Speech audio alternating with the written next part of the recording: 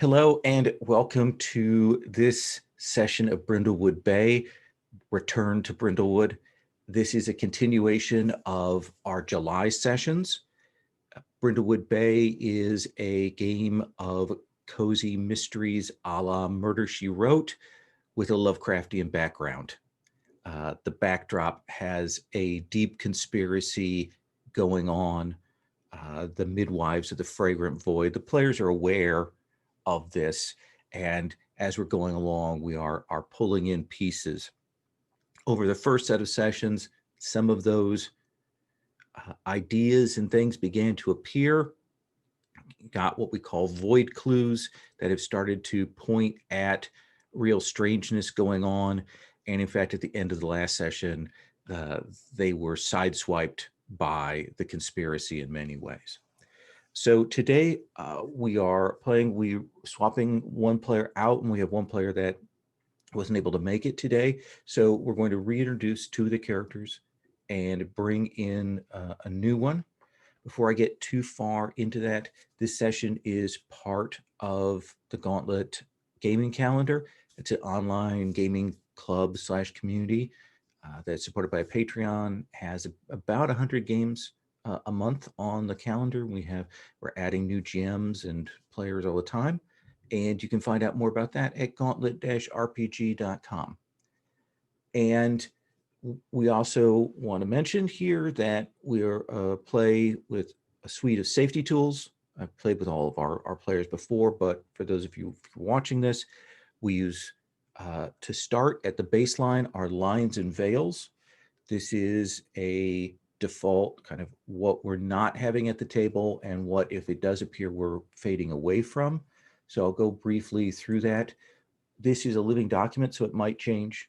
I might come back, we might add more things to it. But right now, we have lines on childhood abandonment, harm to animals, harm to children, homophobia, mind control, sexual assault, sexual content, and torture by the PCs.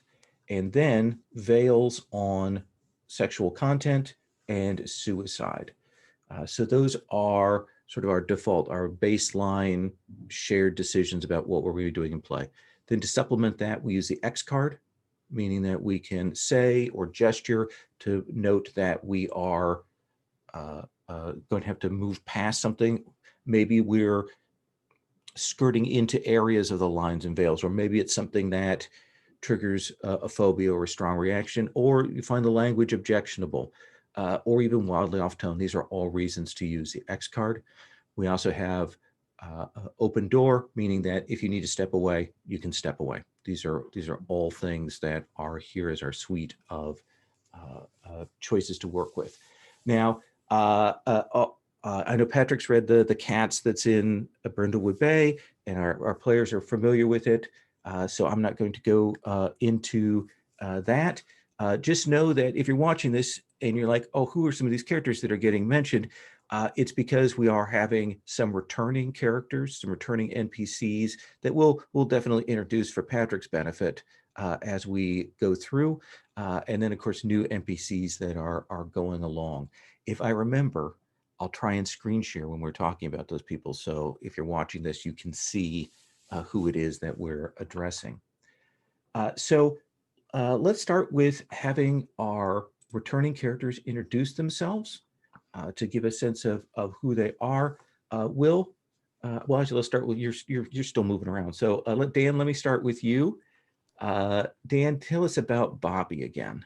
Sure. Bobby is a retiree originally from Brooklyn, New York. She moved to Brindlewood Bay about 12 years ago with her husband, who died of cancer shortly thereafter. She wanted to move to Brindlewood because even though she's a dyed-in-the-wool New Yorker, her children, two children, Rebecca and Rachel, settled in Boston. And one is an academic and one is I think a business person. Yeah, she had a burgeoning romance with the fishmonger in Brindlewood Bay. Turned out he couldn't keep up with Bobby. She rides a bicycle because she has the Michael Knight move, so she has a trusty mode of transportation, and you can often find her biking down to town from her small bungalow to get coffee and meet up with Rosemary.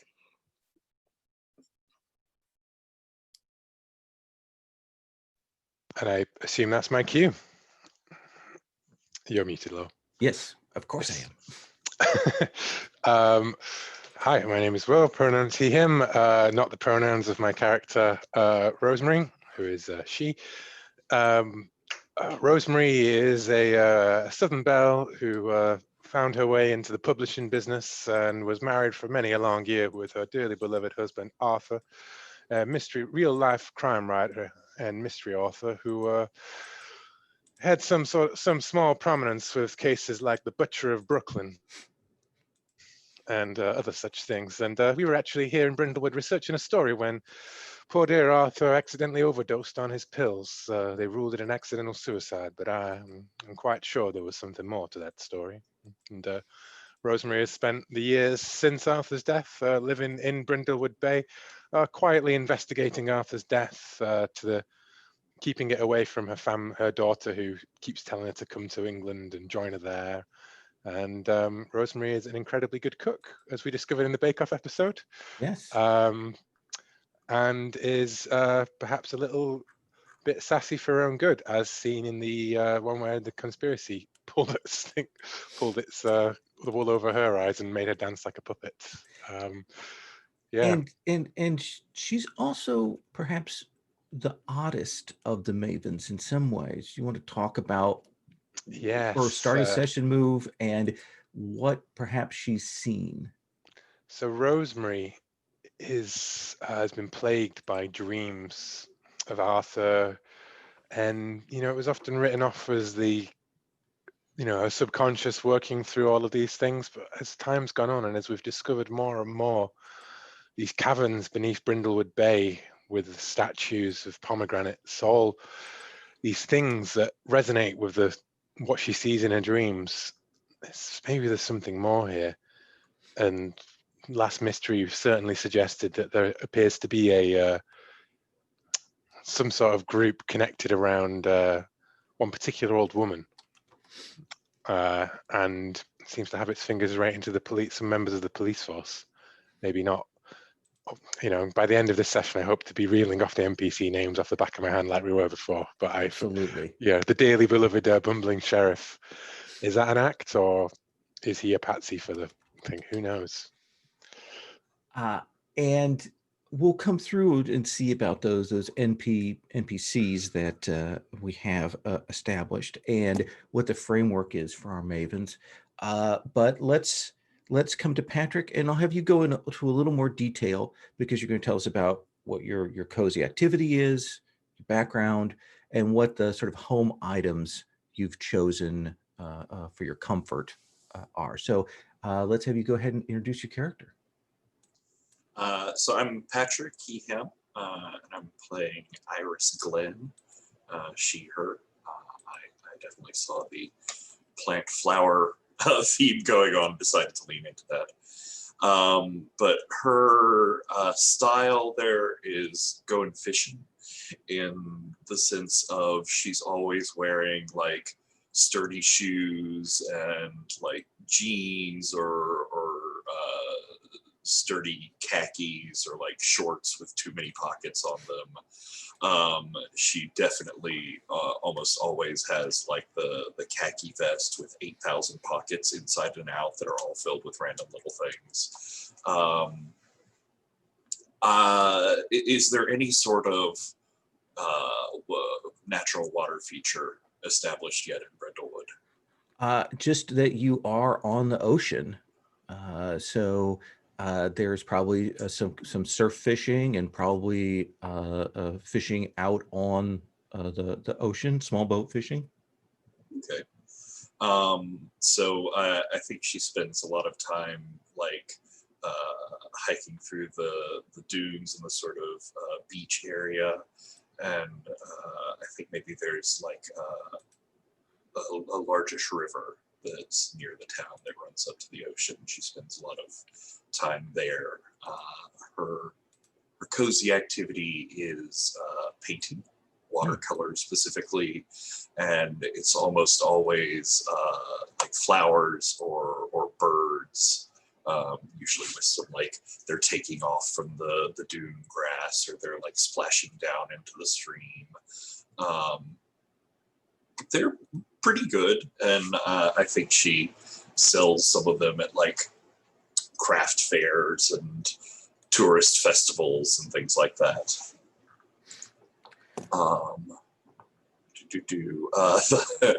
The move I chose for is Jim Rockford. Just at the beginning of the session, the keeper will narrate an answering machine message you received. Message is always from the same unknown person, and they'll ask you to do some particular task, often unrelated to any active mystery. So I think in her house here, she definitely has like a cassette tape that you flip over and change out answering machine. She has a rotary phone like installed up on the wall that has the like 12-foot long coiled cord on it. And so, yeah, there's this strange person on the other end of the answering machine that asks her to do odd, unexpected things, but you know, she finds interesting encounters and interesting people when she does. I work out other like history with the other people, but I think the reason why she joined the book club is, you know, she got a message one day, and like the next meeting of the book club, she just showed up there.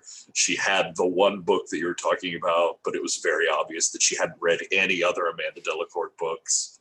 I think she sort of started with the like, oh, this is a mystery. Yeah, it's great. There's a dead body, and then she found some clues or something. But I think by the like 5th or 6th meeting, suddenly it becomes apparent like she started to read other Amanda Delacourt books. She's starting to get into it and really like buy into the whole world of it.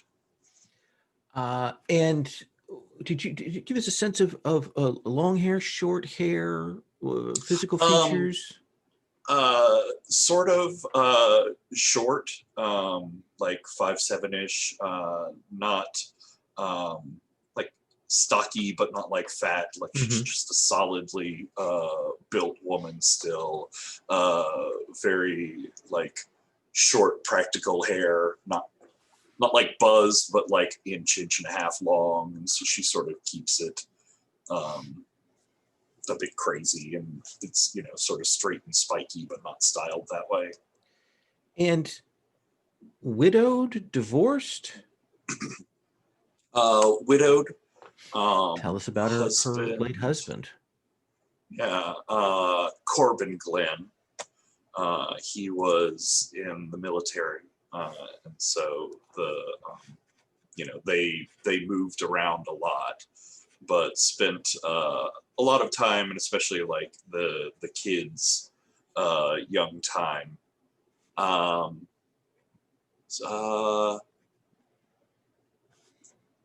Yeah, we can go with Navy. Okay. Yeah, that makes sense. How long ago did your husband pass? A long time. Okay, so it was, yeah, like 30 plus years ago. It was a home invasion murder situation. Very tragic. She doesn't talk about it much. But they have like 7 children together. Wow. And kids spread out across the country, across the world, local? Where are the kids at? They're variously spread out, not across the world, but across a couple of states, maybe adjacent. And there's like perpetually some child, or of the like dozens at this point of grandchildren, who is in some situation, or they're behind on their rent, or they have a place but they can't move into it next month. So there's just like perpetually some member or set of her family that's like crashing in the spare room. And when we like let's what's the room that she spends the most time in her house? Is it the TV room? Is it the kitchen? Is it a painting studio? Is it on the back porch? What do you think? Yeah, I think there's like a really big, airy, screened-in porch. I think her house like backs up to that, or sort of like the picture behind you, Lowell. Mm-hmm. Okay. And so like she has this great view of the nature and the birds that are landing in the river, and she keeps I think like flower boxes and a little so that she has like flowers to look at and things to study from. And it's where she would have her easel and like a small like cathode ray TV with like the rabbit ear antennas. That don't do anything anymore. No, so it's not the right kind of antenna. What are a couple of things that we're going to see like around you that we can put as objects that might go in your cozy little place? Let's establish just a couple of those and we can fill in the rest later. Like what are our touch point objects for you?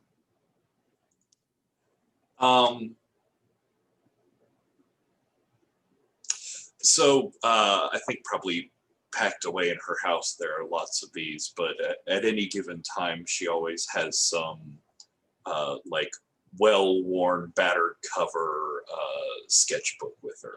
Okay. And, like a little piece of charcoal. You know, it's like small notebook size. It's kept in one of the larger vest pockets. Okay. And they perpetually seem to be like 4/5 of the way full. Like she's never got a fresh, unused one. Right. Anything else?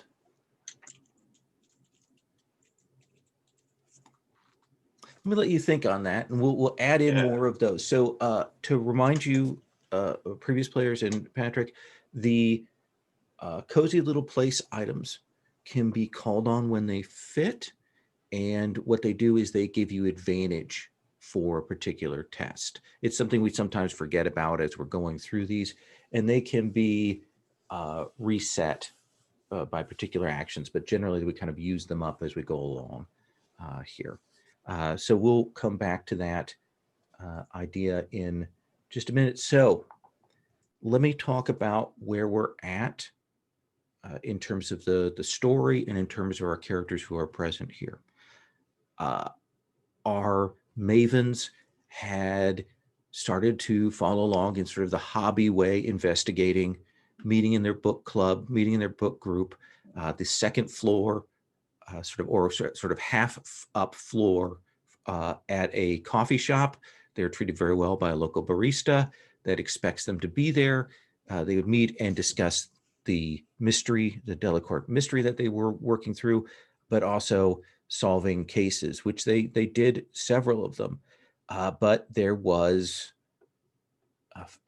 probably a few months ago at this point, a particular tragedy in which they got involved in a mystery that went terribly awry. And some people got killed. Essentially, there had been a murder. The group was following up on that, and they made an accusation. And one of the other people present in the scene had a shotgun and shot these twins, older women, and one of them died and one of them did not. But it also became clear to the mavens, but not to the general public, that they were innocent. And right now, the sort of public belief is, well, either they did it or the farmer who shot them did it. And that seems to be the general thing. And the case hasn't been closed officially, but it's been closed. The other thing that has happened is that one of the mavens, Ruby, who Bobby and look at these names here. Bobby and Rosemary had worked with and knew that she had seen some strange things, and she left town. There's some question on that, but your sense of it was that it was becoming increasingly disturbing for her, especially when you relayed some of the events from that last case, that she had seen a lot and she had family elsewhere. And so she decided to move along. So she's gone to Chicago, where her daughter Yes. Jennifer lives. Thank you. And Thank not Dan's notes for that. and perhaps a little reluctantly, but you can tell probably the last time that you had a book group meeting with her, a sense of relief that she was going to get out from under this. So let's look at the start of session move that we have, but also the sort of general start of session things that we're going to do. One of those is that you will pick 3 things for your end of session XP, and you'll mark those on the character sheet. The one that is always there is, did the murder maven solve a mystery? And then you'll choose 2 others, and those will be the sources for your XP. So you can go ahead and mark those.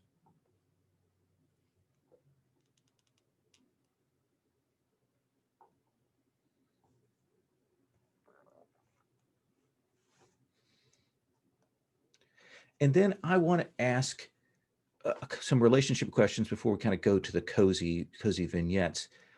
Rosemary, what is your impression of Iris? What do you think of her?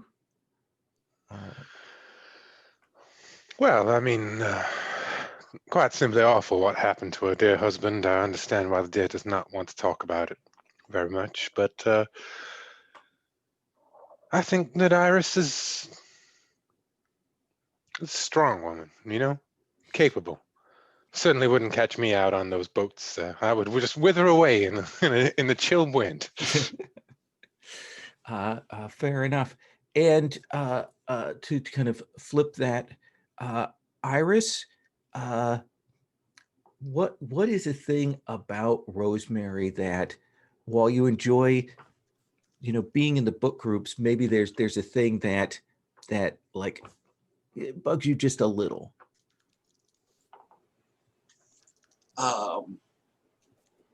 So describe for me, Will, your style, blouse barn. What does that mean for Rosemary?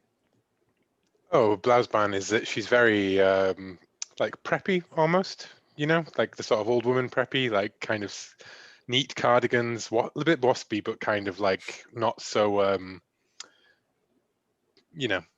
more like kind of just like slightly well off, classy kind of thing, Nice. Yeah, it's the sort of like, it has to do with the clothes, and it has to do with the overly put on attitude, and like the thing that she would whisper complain to someone would be like, we see her in the book club and she's got a nice blouse and cardigan on, and just lean over to someone and whisper, saw her at the grocery store this morning, she had a totally different outfit on. I mean, what is that even? She's gonna wash 2 outfits for today? She's gonna put another one on for dinner? I am also very passive aggressive. Iris has, by contrast, maybe like 4 outfits that she combines in different variations, always with the vest. Mm. Let me ask this then of Bobby. With Iris coming into the circle, are you kind of relieved / excited that you have another person to rely on in this, or are you more nervous about bringing a new person into what's clearly there's some darkness around you? Bobby's is not very sentimental, right? So Mhm. she's sort of not like worried or threatened. She's not worried about making friends or making a good impression. That's just not her thing. But although Iris's sort of very pragmatic kind of style and hobbies put her off a little, she's also thinking back to that scene in the cave and thinking, you know, someone with a little bit more strength and spunk probably would have been really helpful there. So excitement is not quite right. Maybe relief is more what she's feeling. Like, okay, there's someone else that we can rely on for as these things get weirder and scarier. Amanda Krause. She was the woman who was accused and arrested for the murder in the very first case. But She did pull a gun on us as well. she pulled a gun on us, but somehow all of that has gotten buried. Some of that has gotten hidden. And you very much suspect that she's involved in whatever darkness is going on. Bobby, have you told Iris anything about Amanda Krause? Is it gossip, hints, or was it more direct? Yeah, I think, and I don't remember a whole lot of details, but I think we were, I had no problem relaying everything that happened. And I do remember and sort of playing up the fact that the last thing we saw after that last mystery was Amanda sitting in, I think she was sitting in an idling car. Yeah. In the distance. And Bobby has no problem being super transparent about how suspicious she is of Amanda Krause. She's the wealthy woman who clearly used her power to evade justice and has since then remained in Brindlewood and pops up from time to time. And as they said, they saw that's what you get with these old families. They have too much money. You buy whatever sort of justice you want. Now we have an actual murderer walking down the streets of Brindlewood. What is this place even coming to? I know, and she was arrested by the sheriff himself, and yet she spent the night in jail. We all know she's guilty. I'm not even sure she spent the night. And that's very true. So we're going to go to the cozy vignettes, which is where you'll kind of describe some of the everyday scenes. And then we're going to roll into the mysteries. Are there any questions before we get into that? Mechanical wise, I'll remind you, you mark the cozy little places when you want advantage on a roll. If you have a condition, those conditions will mark, give you disadvantage on certain things. Rosemary, Bobby, you may clear your conditions. And if you fail a roll, you can choose to mark a crown to bump it up a result level. And once per mystery, you can call on the Gold Crown Mysteries move, which has some details on it. Usually the group says, yeah, let's go for it in that one. Are there any open mysteries right now? There are no open mysteries right now. Well, should we clear our crowns, or do you want to keep those crowns? Oh, I want you to keep those crowns. Absolutely. And you will note that I have brought over, I believe, in our NPCs and Clues tab, I think I brought over, you can see the previous sets of void clues are present on the previous mysteries tabs, talks about those. And right now, because this is totaled up as a sort of a running total for the game to represent what circle you're in, 5 void clues so far have been brought to the table, which means that in the technology of this game, you are in the second circle of the midwives of the Fragrant Void, which means more direct contact potentially. Let's do cozy And scenes. void clues are just like pointing at the overarching cult mystery. Is that it? Yeah, they represent a certain kind of a darkness, and essentially, once you get a certain number of void clues on the table, then certain pieces of information can be brought out. They saw some pieces about the history of Brindlewood, for example, last time, and got the name, this sort of the image of the midwives of the Fragrant Void. The one thing that you can't, void clues don't count towards the you know, the roll Solution. to solution clues. They're like sort of campaign level things Gotcha. versus individual mystery. One thing I did want to draw the attention to though was on the basic moves. You know, you've got the Gold Crown Mysteries move, which we've used 4 times. There is a title generator there if you want to come. So if you ever want to play the Golden Crown Mysteries move, you can come up with a title there and then say, oh yeah, this is just like when Amanda Dellencourt investigated that case of the poisonous pastry chef. The Case of the Filthy Ferrets is still my favorite, because ferrets are horrible things. But that's a whole nother story. Anyway, let's start with Rosemary. Rosemary, what is the when the camera comes in to show us where you are? What are we in fall? Are we in or are we start of winter? Where do you think we are season wise? Where were we when we left off? I think we were in fall, weren't we? Yeah, so we're late fall, early winter, getting crisp out, frost on the ground, some snow maybe. Yeah, I'd like that. Yeah, crispy and frosty outside. I think Rosemary is she's polishing her furniture obsessively inside the room, shining it so you can see her reflection in the old, you know, the old writing desk that Arthur used to write at, and the fine mahogany chair, the kitchen table set that they brought over from New York when they moved here.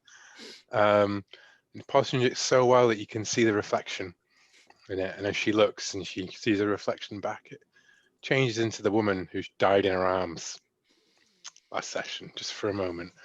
And I just had to double check. I am the crown of the void marked, where I must have dark entities subtly reveal themselves in the scene. So I think flashbacks to the failure is certainly where that's going.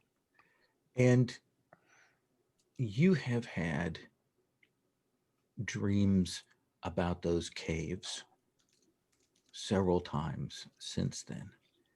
And you've gone down to the beach to find that cave that you went into, the one that runs under the grounds, and you don't know if you're just not looking in the right place or you're hesitating or something has happened, but you can't find that cave.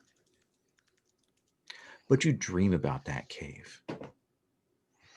Yeah. And what's like for you the feeling or the feature of those dreams?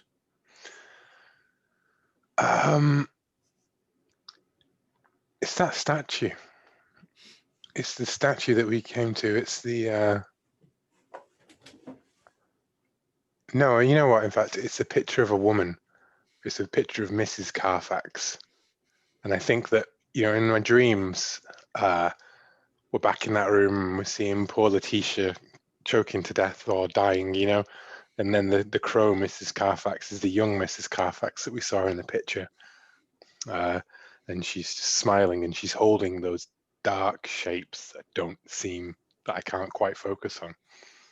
And I think it's so vivid in this most recent one that in your dream you find yourself kind of hurtling back through the cave, the little bit of light and moving along, and then a realization that the texture of the cave has changed, and it's soft underfoot, and it's cold and clammy, and you kind of look, and there's a weird sort of echo of an old, like maybe Disney film. Was it Pinocchio? Was Yeah, that? I And can feel hot breath, like yeah, hot wind moving on me as I walk through it. Yeah. like you're walking on the tongue, and Mm. then there's the ribs there, and you're walking, and it's gotten bigger, and you see a table where there are some women sitting drinking tea. You'll recognize Kraus. You'll recognize Carfax. There's some others who are shaded. You can't see them. And they turn to look at you. And that's when you hear the almost creaking sound as the whale opens its mouth and the water comes flooding in here. And you are washed, and you actually will throw yourself off the bed. Just the force of that will where do you bang yourself up?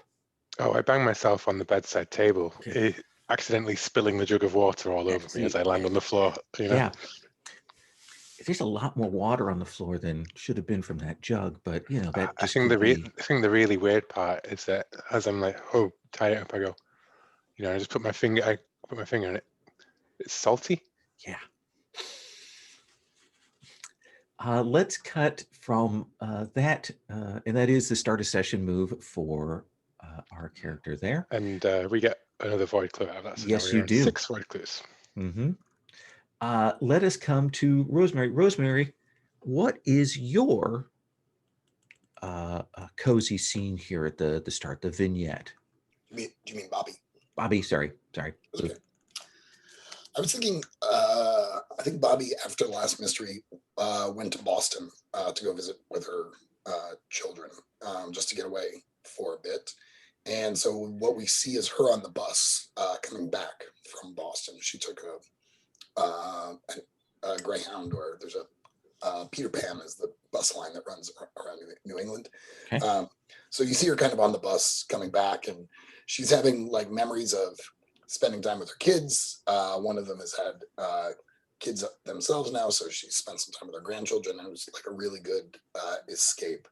But because I also have that at least first crown of the void, she's starting to see reflections in the windows of some of the murder victims. Like she'll see a reflection, and it looks like one of the people who died is sitting in the seat in front of her. So she's starting to get increasingly nervous. She's the kind of person who's trying to hide her anxiety and her feelings, but it's clearly making her uncomfortable. And it is the thing as that each time you kind of catch a reflection, there is that moment where maybe their head is turned just slightly more towards you. Yes. Oh yeah. They're definitely looking at me, and they kind of she glances, and she sees the people turning away from her. She thinks she sees people turning away. I think the caves affected her a little bit, maybe not quite as much as they affected Rosemary, but she's no longer wearing her mermaid brooch, Mm-hmm. and she's become quite superstitious about mermaids. And at that point, she sees that the bus driver has maybe some kind of mermaid symbol hanging from their rear view mirror or something like that. Yeah, So they've got the little pine tree, and they've got yes. a little like another like little scented thing, but it's a mermaid, and kind of jiggling there. And definitely when you get off the bus, when they park, he doesn't say anything to anybody else, but he says, "You have a good day now." She says, "Thank you. You made it from Boston very efficiently. I appreciate that." And maybe when she glances back up, the mermaid thing is gone. Okay. Let's come to Iris. Iris, at the start of the session, you will come into your house and you will see there is a blinking light on your answering machine. And she'll go over and she'll hit the, the rewind button, and there's the 45 seconds of waiting for the click, then it starts up. And it's, what kind of voice is it? Is it mechanical? Is it natural? Does it change from time to time? Yeah, I think it's that weird, deep, distorted voice they use for anonymous TV interviews or court things, stuff like that. Absolutely. And you'll hear, Iris. Yes, she says to the recording. The office, it is there. It is not where it should be. Find it there in the office. She's got she's pulled her little sketchbook out and she's frantically making notes and lots of question marks and immediately drawing arrows between different lines of it. And let me ask all of you, of the three of you, which of you is a regular donator to the Brindlewood Bay Whaling Museum and Education Center? It's a little charitable thing, $5, $10, that kind of thing you would give. I'm a patron. I mean, they do not have much in the way of culture here in Brindlewood Bay, and so I must do my part to support whatever little scant findings they may have. Much the same reason I find myself in the book nook. I think Iris also donates them, but nothing is crass and useless as money. She donates, education and art through her paintings that she gives freely to the museum. And the sort of manager, George Pollard, takes them, and he probably has a little gallery of local artists featured that you will have your things posted in from time to time. Now, this is a slightly more humble, it's a freestanding building for the museum, probably maybe an older style semi-mansion that was built by an industrialist turn of the century that has been repurposed for this kind of thing. At Christmas time, they have carolers here and they serve that horrible mulled cider stuff that is god awful. That it is a place that serves as a kind of crossroads place for people here in Brindlewood. And where we're taking up, we're going to see the three of you attending a fundraiser that is going on. It's a big push for donations. The place is decently sized, but and kind of people come for field trips from neighboring areas to here, but it definitely needs local support here. And the weird thing about the building is it has almost no windows. It's a mansion, but it's very weirdly built. On the exterior, there are facades for windows, but there are no windows.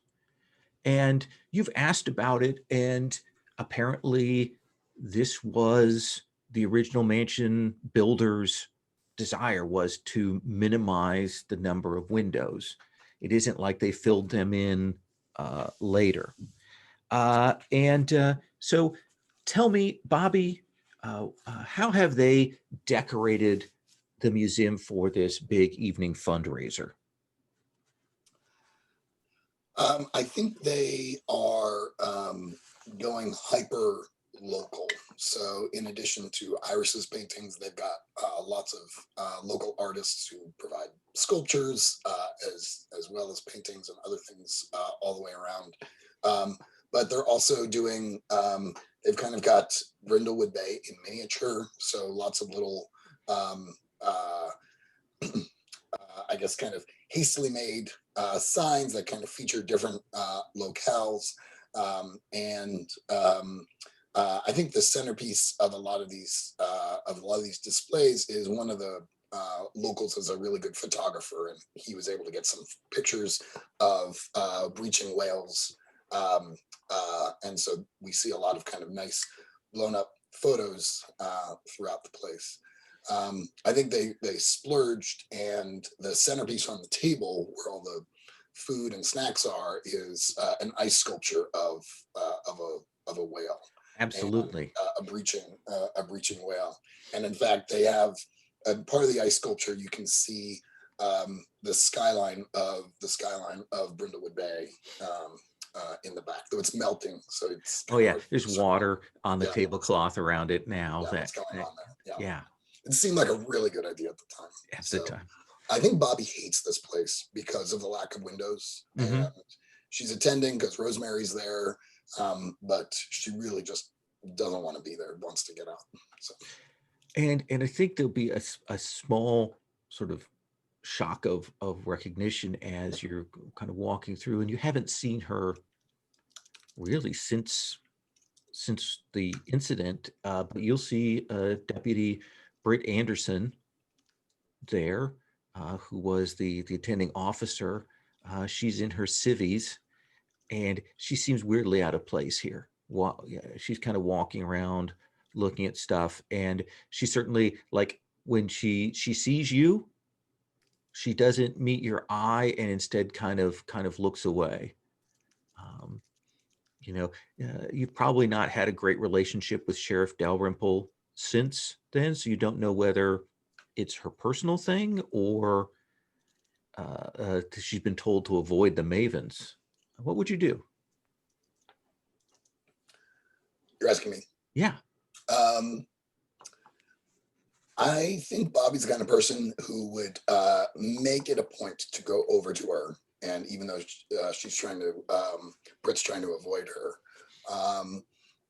and say, so I heard they closed the case of Letitia's murder. She kind of, the district attorney did. I don't follow that much. Well, you're an officer of the law. Do you think justice was done? And she looks at you and she says, no. And like looks at you like clearly with a like, and it's your fault kind of thing. Well, my friends and I, we like to help around here, and I think you've helped enough. I think you'll see that the sheriff's record was not quite as good as since before we got here. And if we're not that helpful, then I wonder why the sheriff keeps asking for our help.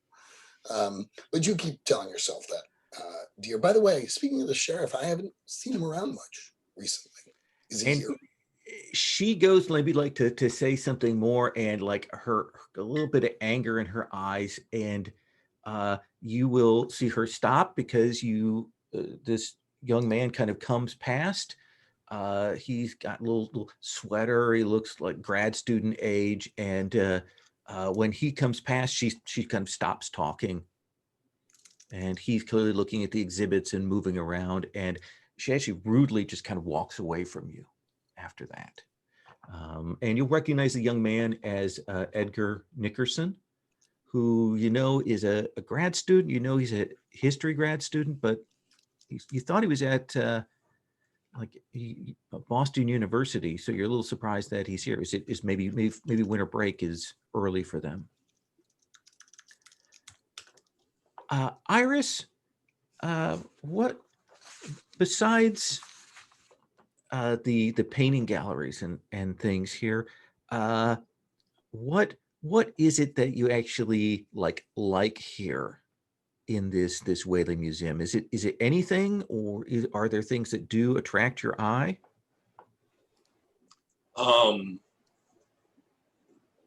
Yeah, I think they have displays and parts of and like old artifacts from uh, boats that were built in the area. Um, you know, fishing boats. I don't know if there was like a whaling industry around here, but maybe like Oh yeah. designs of an old whaling boat, that sort of thing. And she likes seeing some of the drawings and art of them, but she also likes just like the little displays of like hand carved things or a bit of like tackle or a coiled piece of rope or something. She likes little like tactile things that you can't touch because it's a museum, but if no one important is looking, you can sort of touch. Because it's not a very good museum. One of the things that's around in many places, but there's probably a bigger exhibit of it is scrimshaw, which is Yeah.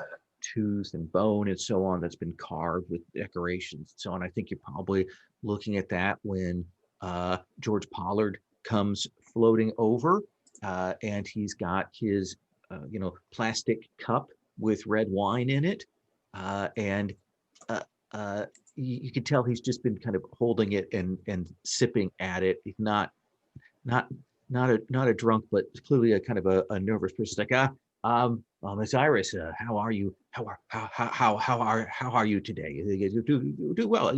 We put some of your paintings up in the locals gallery just the other day, didn't we? I saw you made a fairly good selection of the ones that I donated recently. I mean, not all of the ones that I would put, but I've been meaning to ask you, George. Yes. I've submitted 3 different times. You've told me each time to submit a suggestion. I've submitted formal suggestions 3 different times to get the whole lighting structure in this museum changed. It's terrible. I mean, if you could just open a window, that would fix everything. But still, even if you don't, these fluorescent lights, these colors, they're just terrible. They bring out the worst in all of the exhibits here. And he says, well, and he turns and Catherine, and he gestures to the curator, and this very professional looking 30-something woman comes walking over. This is Dr. Catherine Burko. She is horribly overqualified for this job. You know that she has a couple of PhDs and she's a leading expert in whaling history. However, that is a niche industry, and she's certainly gone where the jobs are. So she comes over, and Pollard goes, "Catherine, you remember Iris? She has some things, ideas, suggestions." And he moves away, and she's like, "Yes." And I think Iris at this point had out like a little handheld like light meter sort of measure there. She's trying to show it to George, but she immediately turns to what's her name again? Sorry, Catherine Burko. Catherine. And she's talking about like the temperature of the light. You see, it's all wrong here. Everything's just too blue in here. It washes out all the saturated colors. She says, "That's very interesting. One of the problems that we have here in the museum is because of the lease that we have, we're not allowed to add windows. And as a result, we have to keep the lighting at this level to preserve the artifacts. But I appreciate your input." Well, I just wanted to show you here. I have some print ups that I made at the library from different lighting companies for museums that they have in some of the larger cities. They have some very fancy lights now, low electricity usage, but a much better color range than what you have here. And she stands there. You can almost visibly see her eyes roll back, but she stands there. She's clutching her drink more tightly, perhaps, than Pollard was, as she listens and smiles and nods. and you know, Iris is not entirely unaware of the effect that she has on some people, but she also weaponizes it sometimes when she gets annoyed. So like she'll be talking about one of the light settings and she'll say it and she'll sort of like let the conversation die down, and just in that moment when it's been like silent for a moment and Catherine would start to say something about like having to move on, is exactly when Iris will start talking again and talk over her and bring out the next thing, wait for a lull in the conversation. Then she talks over her again.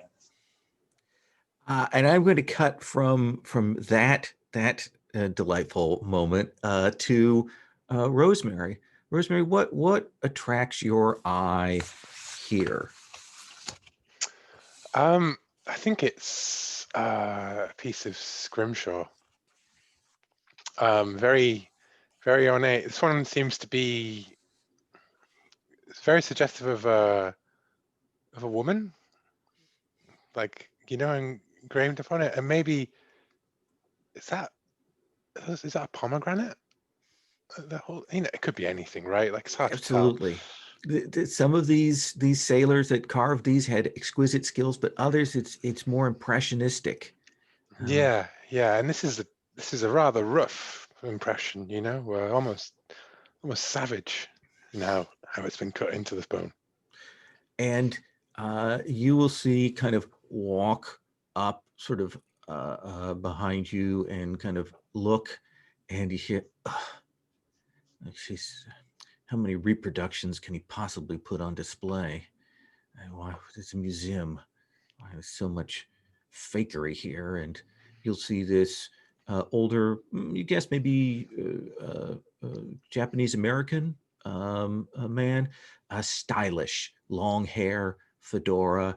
He leans forward. He's deep in his cup, glass of wine, and you see him tutting at the exhibit here. Rosemary, who has 2 glasses of wine, is double parked because, you know, in her old age, it takes a long time to get back to where the alcohol's served. And she says, "Oh, I'm sorry, I don't believe we've met, Mr. Mr. Professor. Oh, I do apologize. Professor Schwartz. I'm from Grimes and Throckmorton College. Oh, well, congratulations to you, sir. And here, why don't we drink to that?" And he will take a drink. And he says, you see, he's got a memo pad in his other hand, and he's kind of been clearly making notes on. He says, so you're not taken in by all this fakery. This is a very children's Fakery? museum level displays here. Why, fake? You would even this piece here? Well, that's real, but notice how many of these are marked with. They do it very, very in little corner replicas rather than any original pieces. Disappointing. Well, you should come up to the Grimes and Throckmorton Museum. We have an amazing array of real historical artifacts from the period. Well, you know what, Professor Schwartz, I think I will take you up on that offer. Oh. Tell me, when will you be available for my private tour? Well, let me give you my card. It has my email and my Twitter handle, and he'll draw that out and hand it to you. This is a person who has clearly spent like a day figuring out what their business card was going to look like the little raised lettering and the slightly grayed vellum, the little historical symbol in the corner, and you know. I pick it up and I go like, you know, someone once said that you can tell a lot about a man by his business card. All the intricate details. You know what it says about you as a person. I look at it and I go, you'd have to be some kind of yuppie psychopath, though, to think that was true, wouldn't you, really? Put it in my pocket. Yes. Well then, and he will walk away. And we'll get a scene of the 3 of you kind of crossing paths.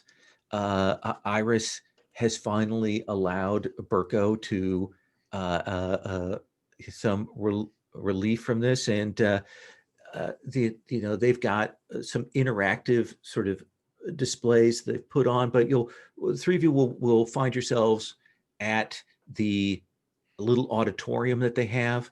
The seats are super tight. There's a looping, 20-minute video that rolls over and over again. That is like way too graphic for kids. A lot of real in-depth whale slaughter. A couple of talks about some whaling tragedies in the area, ships lost. The time when they had the sort of whaling in, building for stripping down and so on, when the kids, the owner, were in there playing and the whale fell and crushed them. It's a very weird video that goes on here. So when we come in, Bobby, what are you saying to your trio? What am I saying to who? To your pair, your compatriots here. I'm like, Rosemary, have we spent enough time at this thing? I know you love this place, but I can't. I gotta get out of here. I understand, Bobby. Once, and then as a waiter walks past with a fresh set of like a tray of drinks, Rose passes him her empty glass and then takes the tray. Oh. And then goes like, "Thank you," and then turns around to Bobby and goes, "Here, Bobby." Fine, just this once, but only to get me through another play of this video. Meanwhile, I think there's kind of a young family. Kids are crying as they're walking out of the theater. Oh yeah, absolutely. Yeah. I will say it is rather graphic, but I suppose people must learn at some point that it's not all fairy tale and fancy. It's not graphic, it's historical. Yeah. I do wonder if they would need quite so much fundraising if they didn't scare away their customers, though. I hear this is all fake, anyways. Did you see Deputy Anderson skulking around here? Why, yes, I was gonna say hello, but it seemed as though you'd already beat me to the punch. Oh yes, and it seems like she's got her eye on a new young man around town. Has Boston University set up a remote learning center here or something for history? It seems weird that a grad student would be around here. I didn't think that the dead deputy would get over that handsome hunk of meat from last time we saw her, but I suppose the young can be fickle. Yeah. I haven't heard any of that gossip. The deputy's been dating around. Oh, I think she just has an eye for those for a certain kind of man. I will say though that this one looks a little more how shall we say, mentally put together than physically. You're only saying that because he's here studying history. Until we get to really see him in action, we'll never know. Why? What did you have in mind, Bobby? Well, it just seems a little strange to have a grad student here on winter break. I don't even think their winter break has started yet. I mean, it depends if you're a grad student in whale biology. I don't know. There are at least 10 different species of marine life and 15 different bird varieties that are almost exclusive to this area. They're hard to see in other places, especially this time of year. I sense that he wasn't a natural history grad student. Oh, says Iris, obviously losing interest. And as you talk, you'll hear that murmur of not yelling, but that sort of slightly raised voices, and you will see Pollard is over talking with a silver-haired, very well coiffed, well-dressed gentleman, Cornelius Absalom, who you know is a fairly wealthy gentleman and a patron of a number of different arts and things around in the area. And you see he kind of puts his hand up to stop Pollard in the middle of the conversation, and clearly says that, "Oh, we're not having this discussion." And the two of them break and head off in different directions.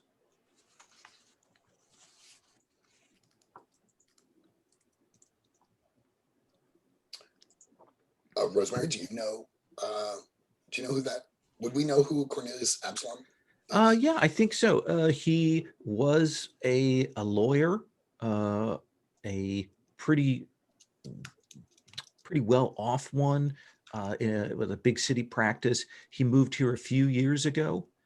You're not sure. You heard rumors that maybe he has roots here, and he bought one of the nicer houses in town, and he has given money to almost all of the charitable causes. You know that he is a donor here, but maybe it's not his favorite charity. Well, I believe I met Mr. Absalom once or twice at a fundraiser that Arthur took me to a long time ago, but we're not close or anything. But you seem most interested in that young boy, Bobby. I mean, the heart wants what the heart wants. You should go introduce yourself. Only as so far as he might be a distraction for our favorite deputy. I am really concerned that Amanda Krause is still skulking around these parts. It's probably that moment that you see Krause pass through the room, heading out, exiting. She stops, and I think looks at you I three. think as Bobby says that, and as she's walking by, Iris will say intentionally too loud, "Oh yes, her and her dirty money." She looks, she smiles and heads out, exits through the gift shop, and heads out. And that's when you'll hear the scream. And hear the clatter as someone has clearly dropped a tray. That distinct sound of the metal tray hitting the ground, of glasses hitting, splashing everywhere, and everyone who's still in the museum at this late in the fundraiser goes running, and you will find yourselves at the Scrimshaw exhibit room, and there's a waiter who got a fresh tray after Rose took the other one, and he's dropped it all over, and laying there in a widening pool of blood is Edgar Nickerson, and there is protruding from his neck a sharpened scrimshaw that has been driven into it. And even as you watch, you can tell that he's not going to make it. And you see the life fade out of his eyes. Well, so much for young love. And that's where we'll take our break on that note. So let's come back in about 5-6 minutes, and we'll move to investigating. Actually, let me screen share. You're not muted, no. Oh yeah, I'm going to screen I share just the thought NPCs. Yep. I just thought I'd tell you before you started mumbling away to yourself.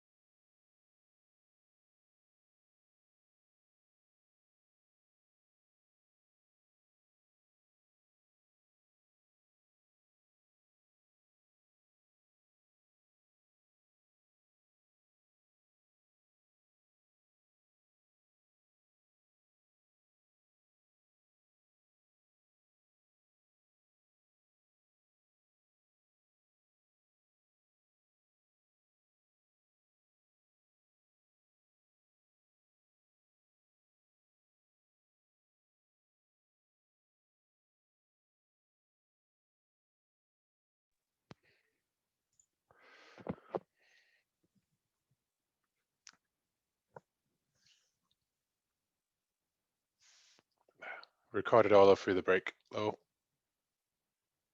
We recorded through the break. Low. Yeah, because I wanted to leave up the pictures. Oh, I see. Fair.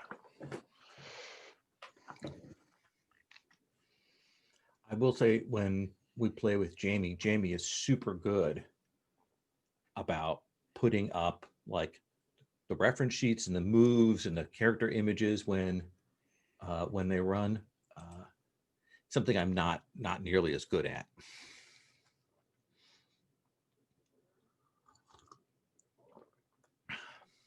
Pet peeve in Zoom is when people leave presentation on after the point. You know, when you're trying, and you're like, I can't see people's faces.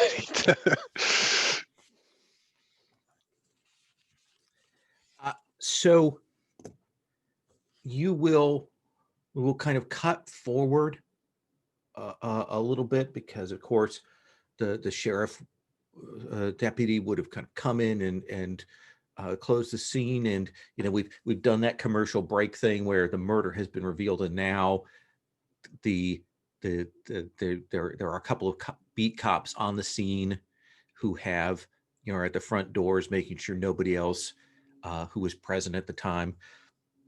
You notice Amanda Krause is apparently exited before the murder happened, and has not been called back in.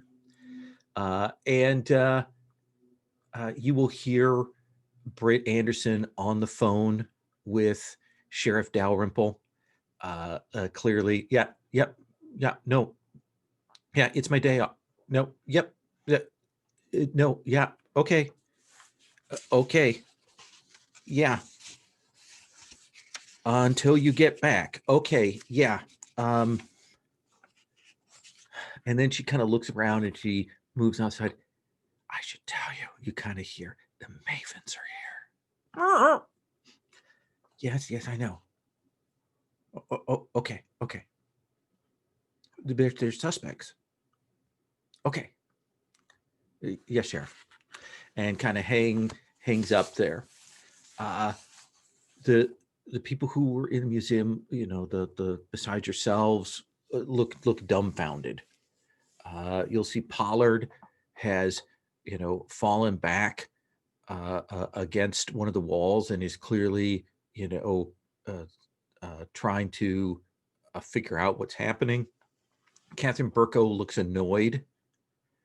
The doctor, and you'll see Professor Schwartz and Cornelius, the two other people, but you'll see a young woman who you may have seen in passing while you've been around during the sort of tour, and she's sobbing and kind of is looking at this and at the body. They probably brought a sheet over, but she is just in tears. So what are you doing? What are you doing, Rose?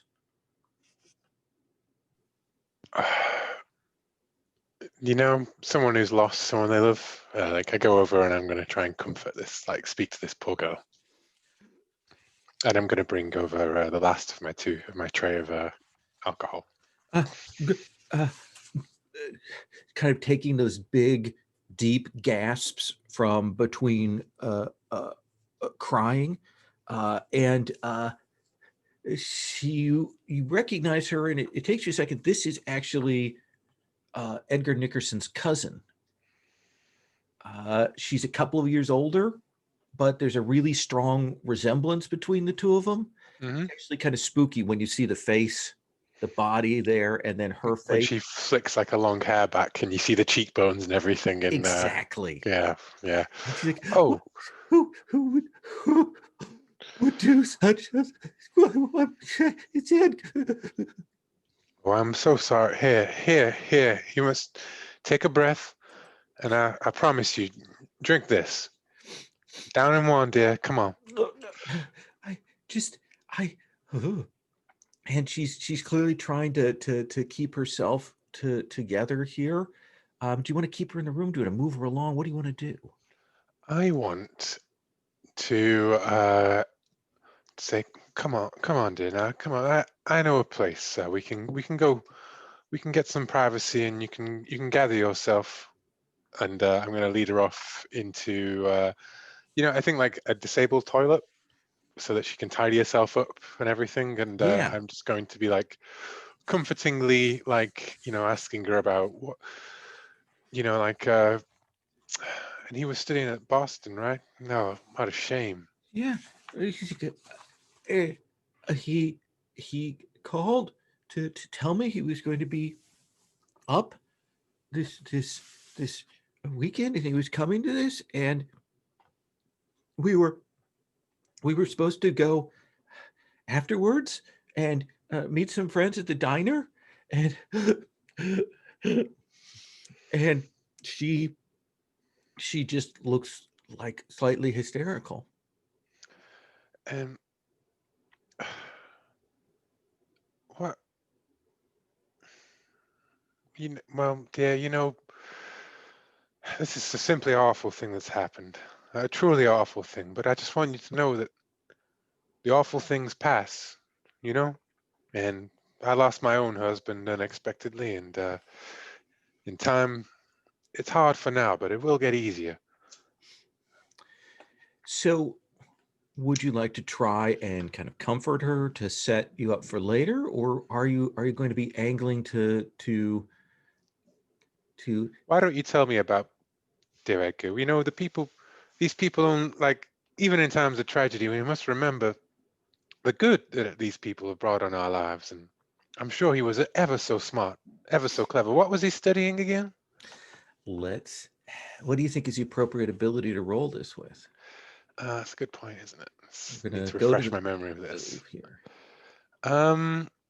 It's probably, is it presence? Is that the right one? That seems like a reasonable one to go with. Yeah. There's my tab for the thing. 2d6 plus 1.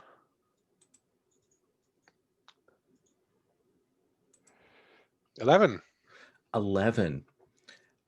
So she will say, I don't know why he was up here. He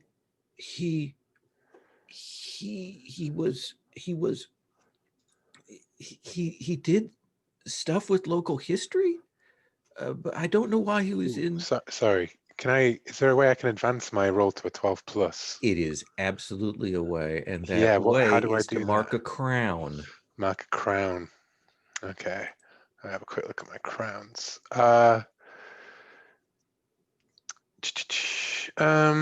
You know what? I will mark the chariot. Why not? Okay. And so the chariot, your reason modifier is reduced by 1, and your sensitivity is increased by 1. I was never very reasonable. And let me look at the basic move. So on a 12 plus, you find a void clue, or you learn something about the dark conspiracy in Brindlewood Bay. She says, he came up, he was studying local history, and when I don't know why he was here. When I first got here, he kind of pulled me aside and he handed me something, and I don't know if he took it from an exhibit or what, but he said for me to put it in my handbag and hang on to it. What was it, dear? And she will zip, opens this bag, clearly thrift store bag, handbag, kind of pulls it up, and she reaches in and she pulls out this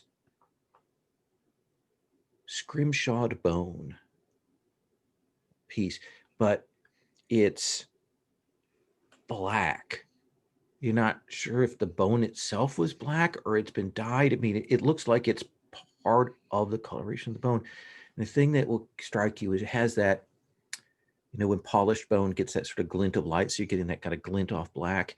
And as you turn it, you realize that it is like every little bit of this bone has been etched with, you don't recognize that script. That looks very strange. It actually kind of hurts your eyes when you look at it. Oh yeah, I think that there's something familiar about that writing as well. Yeah. Yeah. You probably recall now that whale vision, that the bones were black inside there. Let me cut from that. Bobby, Iris, you'll see Rose move into action. She goes over to the cousin, lifts her up and kind of moves her off. You see our deputy kind of, her eyes narrow, trying to see, maybe wants to follow Rose, but is caught up in this. Bobby, what are you doing? I was thinking to approach Pollard and maybe say to him, George, first you have a museum with no windows in it. You see, if it's a part of the building, it was the lease. And then you've got potentially some fake pieces in here, and now a murder. This is gonna put it. There's no everything that is. If it's a replica or it's marked appropriately, that's standard procedure. Some of the things we have on loan to other places and other things were just it's to fill out the display cases so they don't look bare. Oh my God, we're not going to get any money for the fundraiser, are we? I think that is the least of your problems right now. What do you mean? Well, there was a murder in your museum. There is that. Did you know him?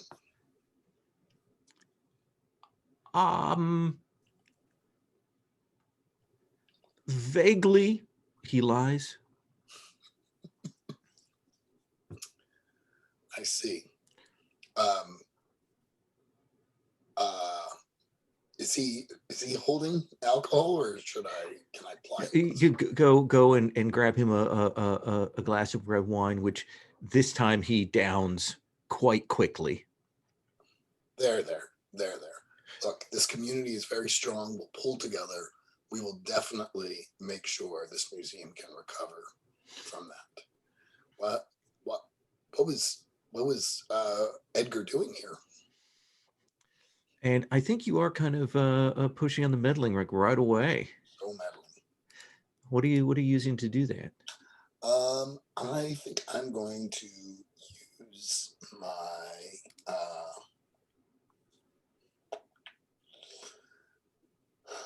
I think this is presence as well. That makes sense. Let's have you roll.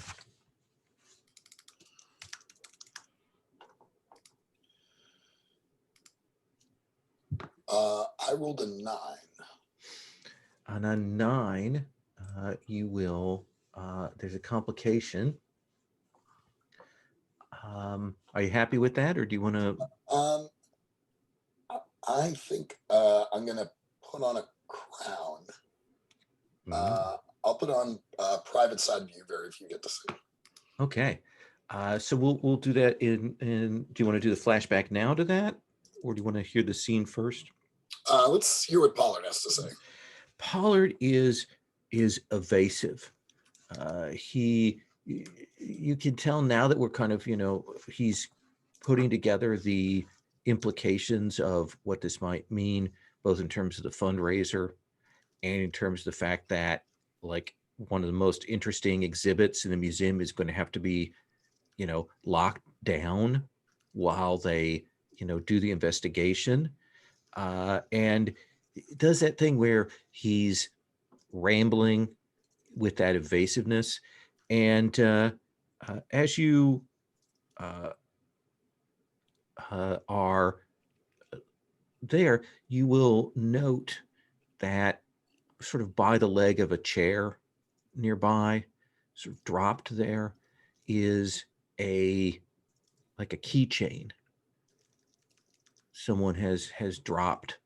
There are a couple of keys on it, and like one of those little like round metal with a paper in it, sort of marker tags on it, and it's kind of dropped by the leg of this chair there, and you can stoop and quickly pick that up without him noticing. But the complication is that you do see the sheriff's deputy is going to see you if you go to pick that up. Even though I advanced it. Oh, you advanced it. That's right. I'm sorry. You did 10 plus. So you'll be able to grab it without anyone seeing it at all. I do so, and I casually look down at the tag while he's chattering away. It's not a letter. It's not a number. It looks like it's like some kind of stylized symbol. Almost looks. It's hard to tell. It's abstract, but it's not one you've seen before. There are 2 keys on it. Both look like door or locker keys. Neither of them look like car keys. I'd like to try and comfort Pollard some more. I imagine it might be helpful. So I'd like to get on his good side a bit. So I sort of continue to say, we can, the Mavens and I will help you recover from this. We want to see this museum thrive. We really think it's an important fixture of Brindlewood Bay. So we will definitely help you make sure the museum can thrive. Do you think this rises to the level of a move? Are you trying to really lay the groundwork for coming back to talk to him? I don't know what.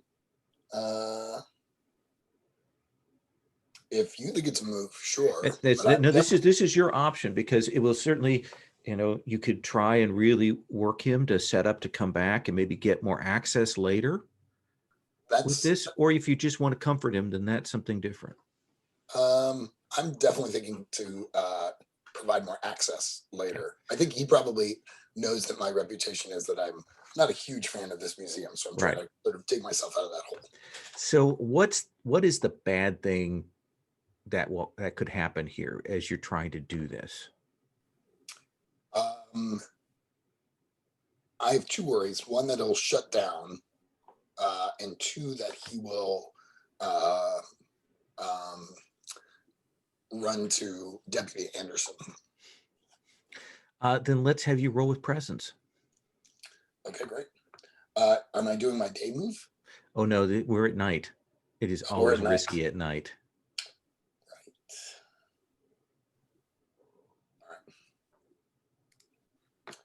I'm rolling the presence, you said? Yes. I rolled an 8. An 8. I'm going to stick with that. So he does, kind of stand and comfort, but he also puts his hand on your arm, and he leans in a little close when he does this. And I'm going to give you the condition creeped out. Yeah. Usually nothing shakes this New Yorker, but a lot of red wine on his breath, bad comb over, all of it. Yeah. You should come by tomorrow. We can talk privately then. This is. Oh yeah, I'll be here by myself tomorrow. Sure. Iris, what are you doing? Oh, let me set something up before you choose here, because I do have another bit. I need to introduce the final character. Is you'll hear some arguing from the front doors.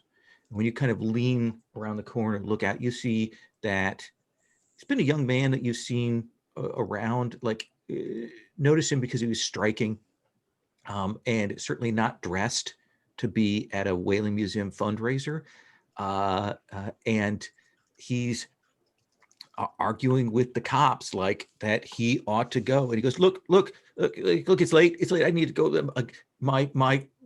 A guy I know is dead. I want to go home. I need to have a cup of tea and scream or something. You need to let me out of here now. There's no windows in this place. And that is Chanda, Krish Chanda, or Chadha, actually, on the suspects tab. So what do you want to do, Iris? And who is it that's holding him up? It looks like there's two beat, the two beat cops for Brindlewood have been called by your deputy and are stopping him from leaving.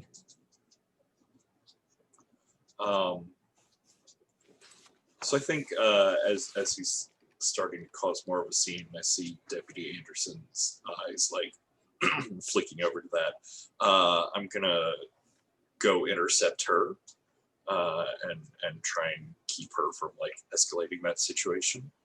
And as I come up, there's this like sound of tearing paper as she's pulling a couple of sheets out of her sketch pad. She says, Deputy Anderson, there you are. I've been looking for you.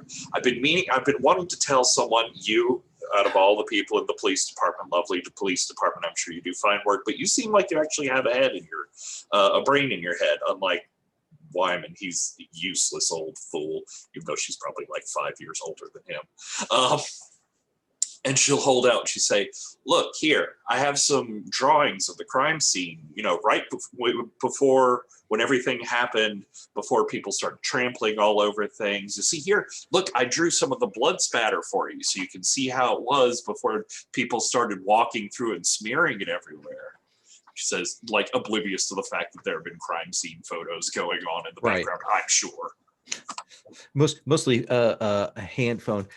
So is your intent more to pull her away from this, to get her in a better position, or are you kind of angling to get information? What's your goal here?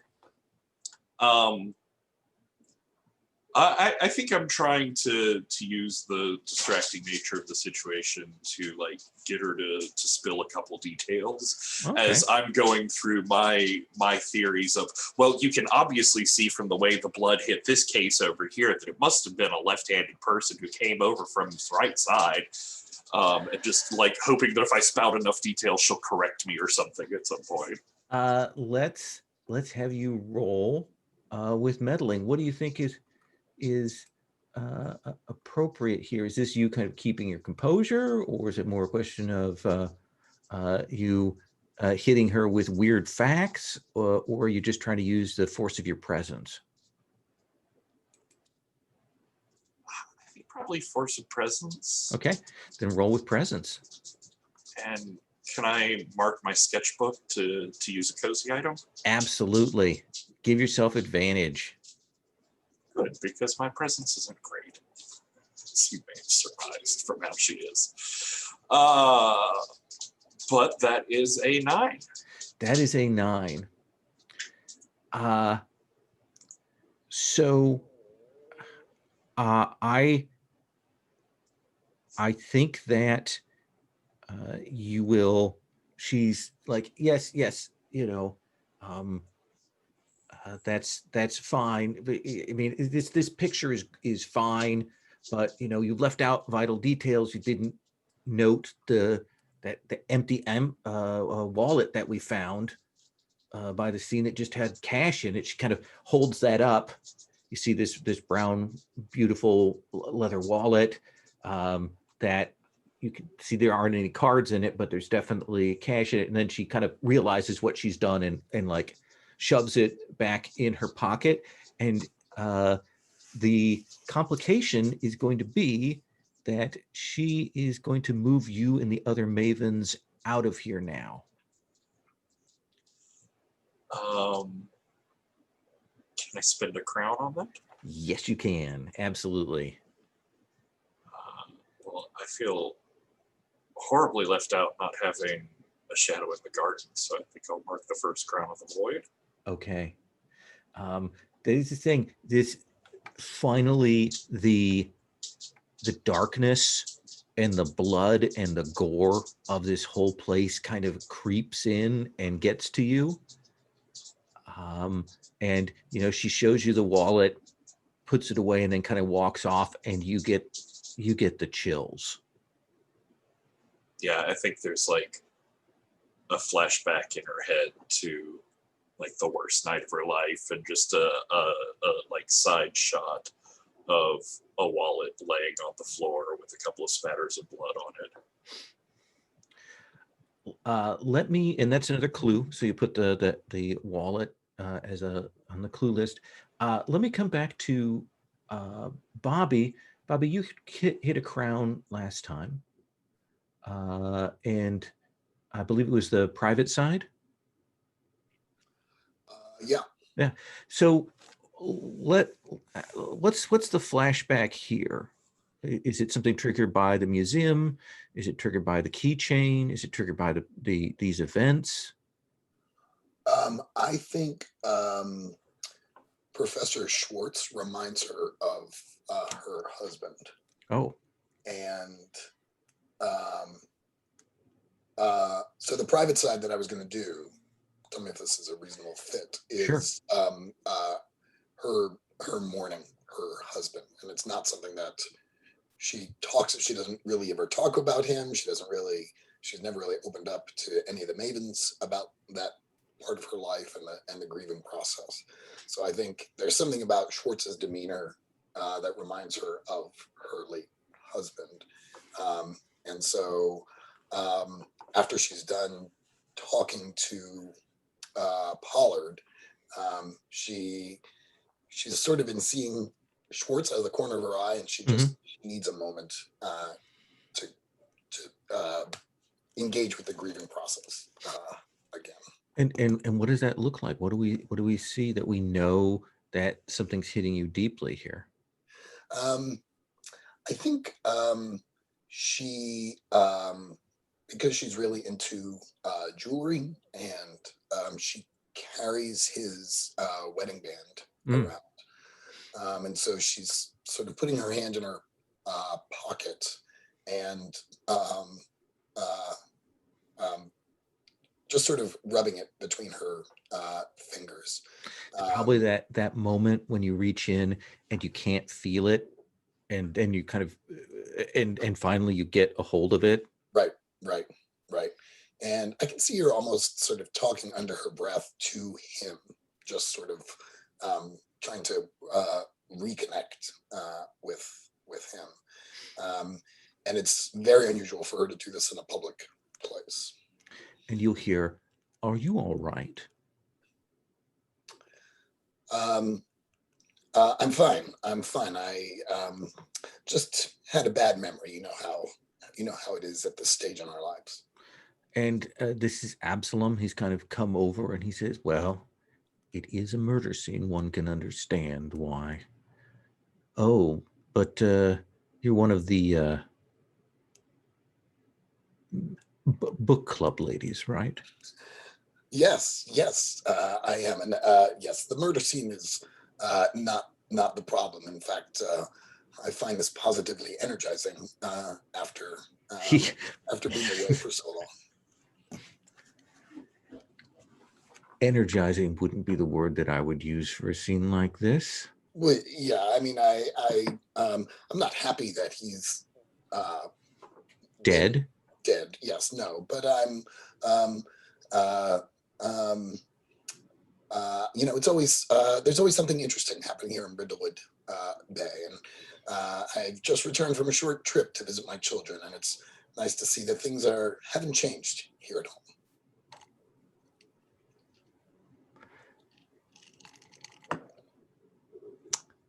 You have a very strange sense of nostalgia. Well, it keeps me young to think about this, and it reminds me I was actually reminded of my dear husband, not because of the murder, but he loved the ocean, and that is why we ended up moving here to Brindlewood Bay. And may I ask what brought you here to Brindlewood Bay? My mother lived here. I came back to take care of her and stayed on after she passed. Oh, that is very kind of you. I wish my children would pay as much attention to me. Did I know you've provided a lot of donations to local charities and causes. That's very kind of you. I did very well by myself in my career in law, and it's only fair that I give back to the community I decide to live in.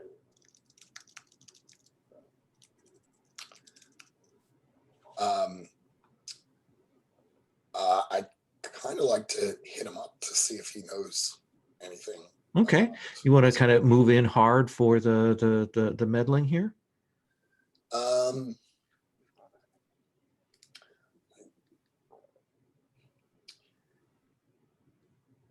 Sure. Okay. I don't know that I'm super direct. Okay. But I'm going to try and sort of pay attention to what he's paying attention to, since we are standing in a murder scene. So Absolutely. Let's have you roll. I'm going to use reason. For Okay. Yeah. Meddling. That makes sense.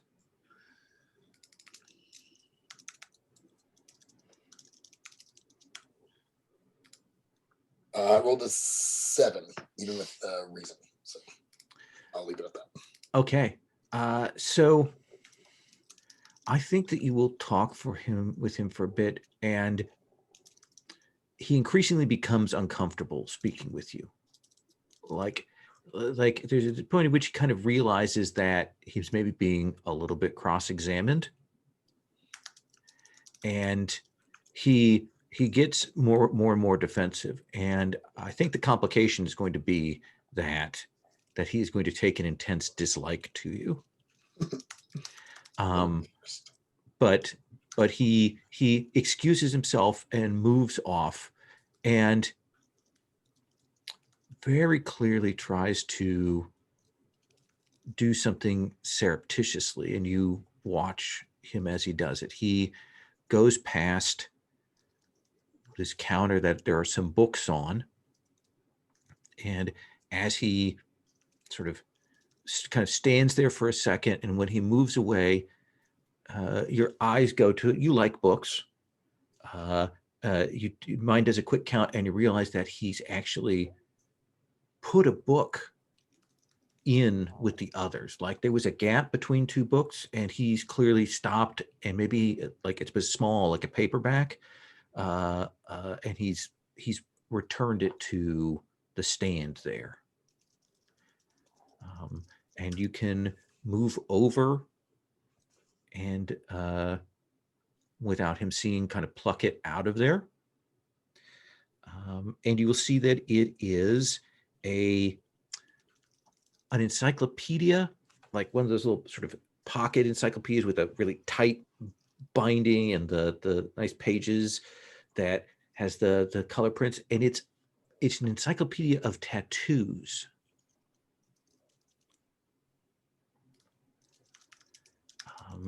And as you flip through, you'll notice that a couple of the pages are dog-eared.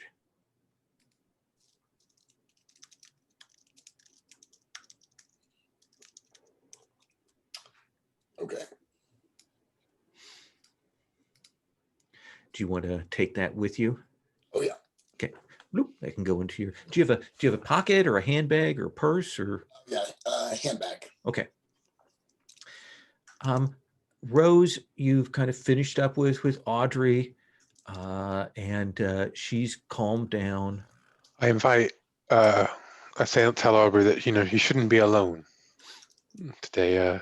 I tell her where I live, and I give her my phone number, and I say, I'm sure that the deputy and others will have some questions for you, darling, but I am here, and you are welcome to stay the night with me if you would like the company of a silly old woman. No, I have roommates that would be worried about me if they hear about this. So, Yeah, you should definitely get in touch with your roommates, darling. They'll want to know, and they'll want to be here for you. when you come out of the bathroom, that's the point at which the deputy does kind of peel her off from you. I have some questions for you, Miss Nickerson. You could step over here. If you'll excuse us, Miss Rosemary. Of course, darling. Go easy on the girl. I'll take that under advisement. I will. I'm going to look for Iris. Okay. You will. Can I? Yeah. You know, actually, what I want to say is, I want to try and ask. Actually, and I meant to ask beforehand. I meant to ask Audrey beforehand about sure. the scrimshaw. Can I keep hold of the scrimshaw? Because if you want, maybe it would be best if it wasn't. If her cousin entrusted that to her, and then she's going to be taken up by the police. No one will. Yeah. You should take it. I won't say anything about it. I'll keep hold of this, dear, and you know where to find me, huh? Oh yeah. Yeah, and I'm gonna go find Iris and be like, okay. Iris, does this look real to you? You mean like, is it one of those hologram things? No, I mean like Where's that professor? He was whining on about fakes before. He might be able to tell us something. Where'd you even find this? The poor boy gave it to his cousin before he died. But if it wasn't part of the collection, then, chances are it's not a fake. I've never seen anything like this before. Can I see that for a minute? Of course. Don't let the police see. Oh no. She'll sort of take it and do like a charcoal rubbing, trying to get some of the engravings on a paper. You are muted. I think the thing that's weird when Rose hands it to you, she hasn't been clutching it in her hand. She like maybe had it in a purse and kind of pulls it out. It is surprisingly warm to the touch. Yeah, you can make a rubbing of the symbols here, and get that transferred onto another piece of paper. And who was that girl that gave this to you? Well, that was Audrey Nickerson. She goes to university around here or something, like, I guess. So. Actually doesn't. You know that she, you're not sure why, but she dropped out of college. Yeah, she's a local, well, a local girl like I'm a local girl. Like all of us are local girls, I suppose. But yeah, she's most upset about this. Says her cousin was coming down and she didn't expect him either.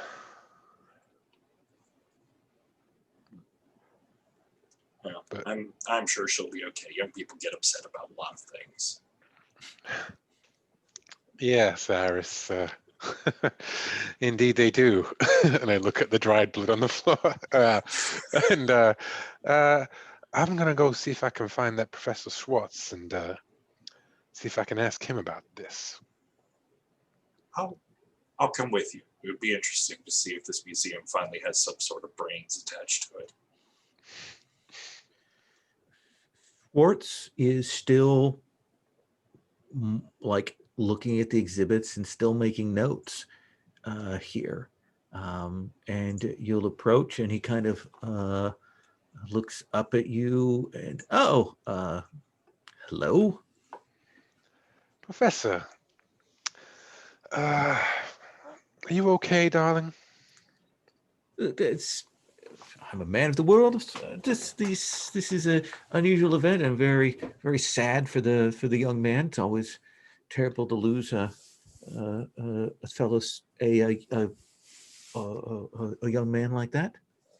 Did you know the boy? You know, now that you mention it, yes, I think I had met him. I think he maybe do we meet here? Maybe before local some sort of student of history of something of sorts. Ah, yes, he was a student at Boston. It's a fine school.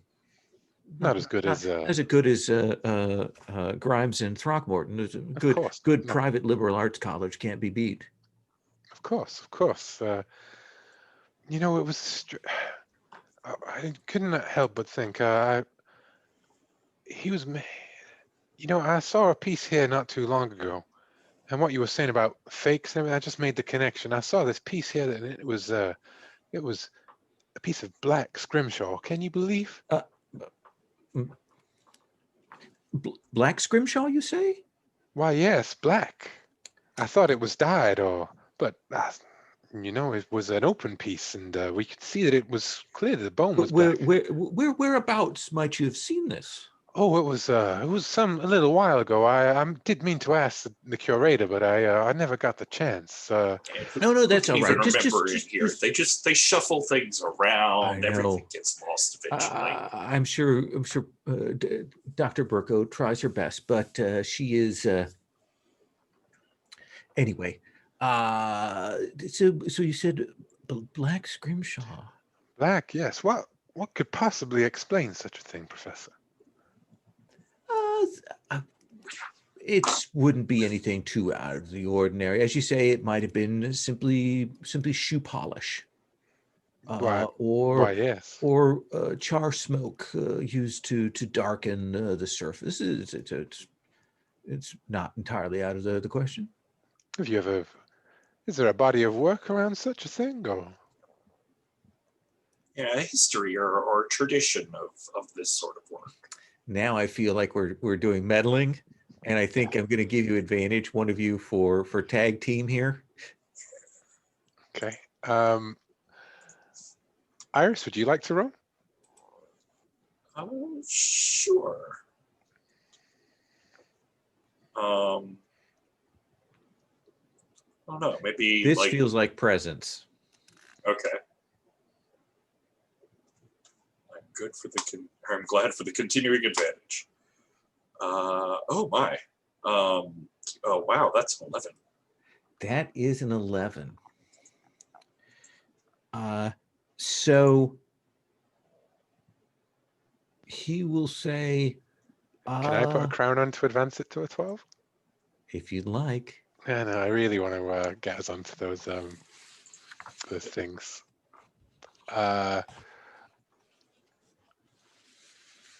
I am going to do a quick flashback. The fondest memory of my late partner, and it is Arthur. And I think it's after his second book, The Meat Safe Murderer of Manhattan. One of his finest works, and my fondest memory of it is not the book awards and the Pulitzer Prize and all of the things that came from that. It is when we met, we had a quiet dinner with the man whose name Arthur helped clear with the publisher of his book and his family. Nice. Sanchez says, Schwartz says, and clearly is leaving out some parts of this, but he says, I had heard some interesting rumors about there being black scrimshaw from around these parts, something unusual, and I had been looking into it for a while. Clearly not the only person. I had a young woman show up after I'd made some inquiries, and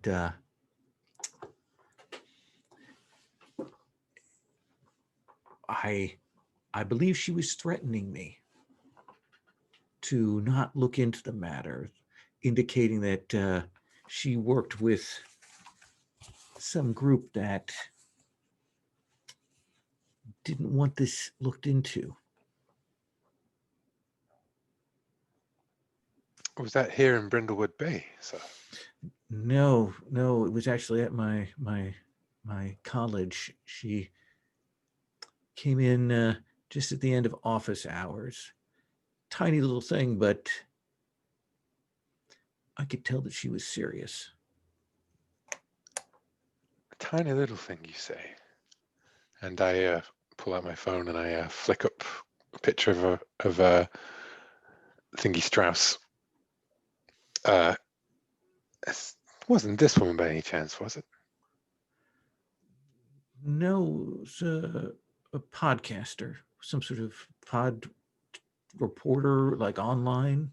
And I swipe through onto my Twitter where I've got following tweets from Lara Sanchez. Yes, that's her. Oh. Miss Sanchez does a rather good podcast, I hear. Well, I don't know what her podcast is about, but I've had to deal with students for 30 years, and I've been threatened by football players and had women break down in tears in my office because they're delicate things. But I don't think I ever felt more actually worried about it than I was. Lara. I mean, this is a huge, moment for both me and Rose. I did want to ask him though. Does anybody? Do you know of anyone here working at Brindlewood Bay's museum, or anyone else who had an interest in such things? No, he lies. Yeah, he freezes for a second. He goes, Yeah. No. Yeah. Okay. So I'll put down as a clue someone at the museum knows about the scrimshaw. This is actually not a void clue and not a clue, but is in fact a revelation about the conspiracy. Okay, a revelation about the conspiracy. Cool. Yes. So we keep our void clues at the same number. Is that correct? Yes.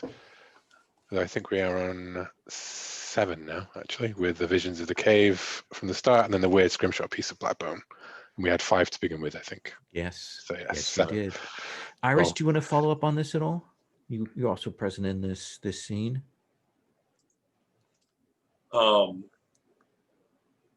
I mean, I think she would try and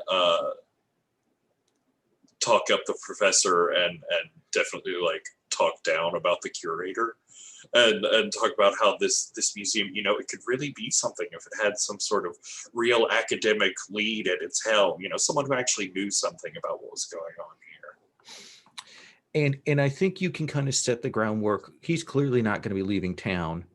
That any kind of nervousness he had about having to just lie to you, you can kind of moderate that. So he kind of get his guard put down maybe a little. Does that seem fair? Yeah, definitely. She's very like a little bit sucking up to him, very much like flattering him in the oh, if only someone of knowledge could stay around here.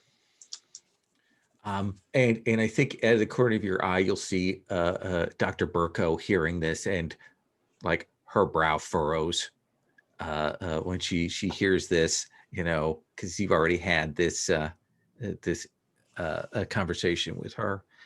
So let's bring the 3 of you together. But you can tell that the deputy's about to, give you one more like move from one of you, but then the deputy is going to move you out the door. Bobby, I feel that whatever this poor boy was involved in, it's something to do with what lies beneath Brindlewood. Clutching the handbag tightly as she says this. Either of you notice that very pretty boy being assaulted by the officers at the doorway? Yes, I do wonder what the story is there. He's the only person here with an alibi as far as I can see. We should probably speak to them. I mean, that's what Amanda Dallencourt would do, huh? No doubt. Rose, why don't you offer him a ride back to town? Well, a ride with a pretty young gentleman. I think I can manage that. And I think as the three of you approach, you will hear the deputy is now speaking to Chata and is saying, well, it doesn't explain why you were hiding in the bathroom. And he's like, I wasn't hiding. I was indisposed, and I had the hors d'oeuvres. You poor thing. You must have had the cheese platter too. Oh, I had the cheese platter when we first got here. I spent 30 solid minutes in the loo just destroying that place. Do not go in that room. It's terrible. And I start like describing in too much detail to try and creep out the cops. Let's have you make the night move here. You're really trying to extricate a suspect who's clearly being cross-examined by the deputy and a couple of these cops. What's the worst thing that could happen here?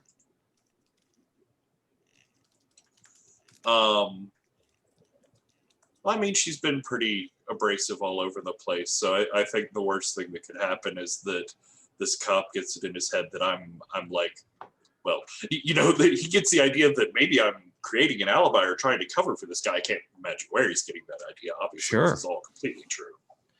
What do you want to roll this with to angle in?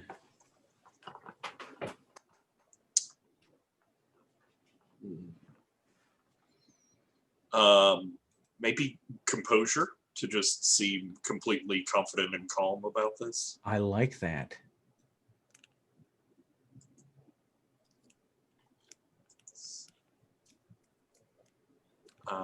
It's 9 + 1 is 10. So you absolutely, like the deputy's like, ugh. And you can tell that she doesn't. A, that's gross, but B, she doesn't want to be around the Maven crew. Like she wants to avoid you, and she will yeah. Okay, you can go. You can go back to your the apartment, Krish. But we'll be back. We'll be talking with you later. And I think the line that sort of like drives her away is, oh, you dear, I recognize that look in your eyes. Let's find you a trash can real quick. And the three of you can kind of move him over, and he's like, oh, thank you. That woman is so, I hate her.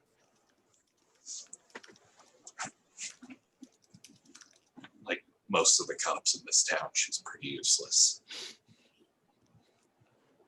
She's more useless than most.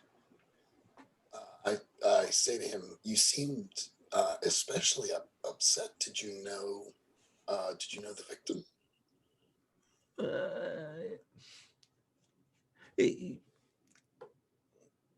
We were together for a while. It must be hard. Absolutely, very, very difficult. You're here in Brindlewood Bay. Yes, yeah, I live here. Oh, I didn't realize that Edgar came down. Not as much as he used to. Do you know if, well, I do hope I'm not prying too much, dear, but did it end well between the two of you? I mean, or were you hiding in the bathroom to... We've all done it. I mean... I think you could call our relationship tempestuous. Was he seeing anybody else? I did notice him making eyes at our young deputy.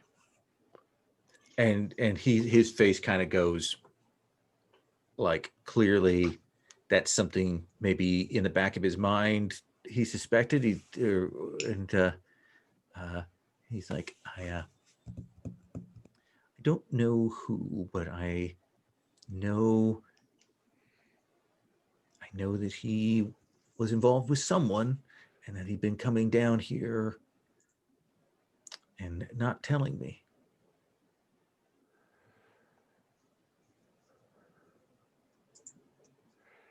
Now, do we meddle to try and find out who that someone might be?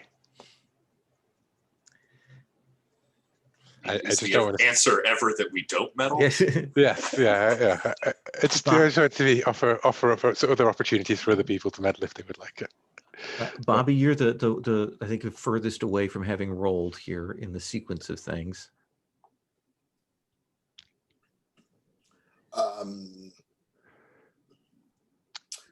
Yeah, I guess I will question him too. Okay. Figure it out. What are you kind of asking him? And again, you're playing good cop, better cop, best cop, I think here.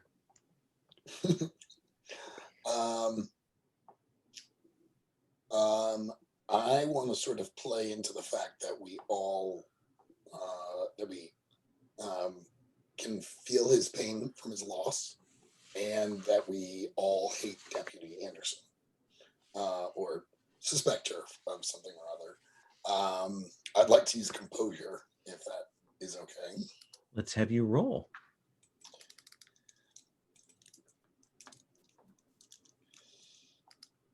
I rolled a 12. You rolled a 12. Nice. So as you are talking to him, and he doesn't know exactly who, but he well, you know, that there's that silver fox Cornelius. I've been around. I know he was talked with him, and you know, there's some weird things with him and his cousin, you know, and you know, then there's the sheriff. Like, he rattles off, like he's clearly deeply suspicious of that. As he does, you realize that it's kind of gotten warm in here, like the heat in here it's turned up a little more than it ought to be. We already mentioned that ice sculpture is melting. So it's that sort of slightly more warm than it needs to be.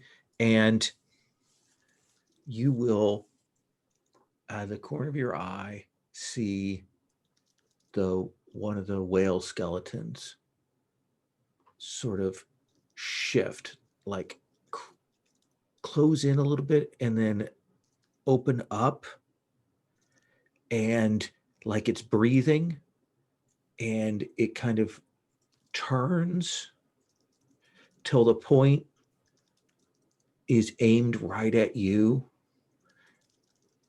and you blink because you're going to clear that this is obviously an illusion. But when you look up, that whale sculpture is in that new position.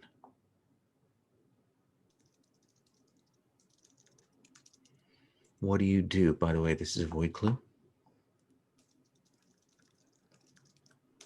The others haven't noticed it.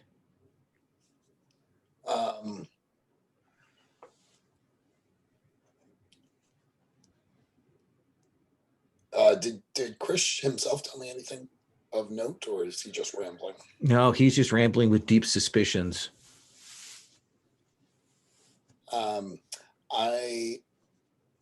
I say Iris. Oh, actually, let me give you a clue, Yeah. because I forgot that it's and the void clue.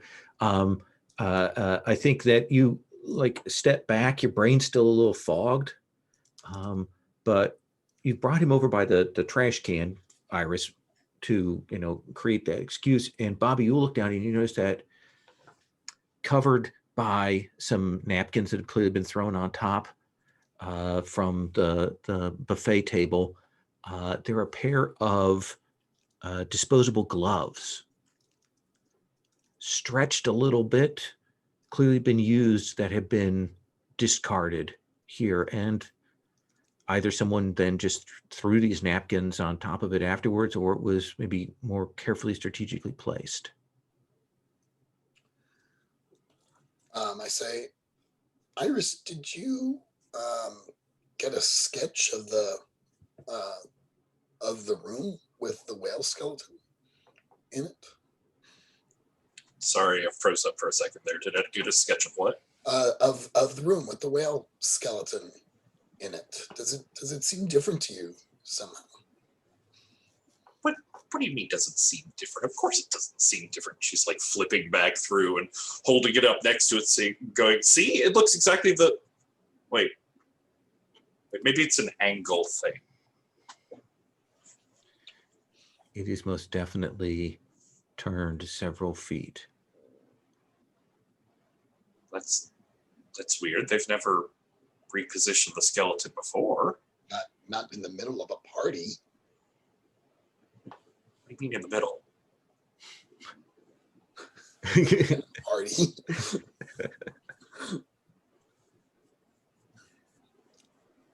I'm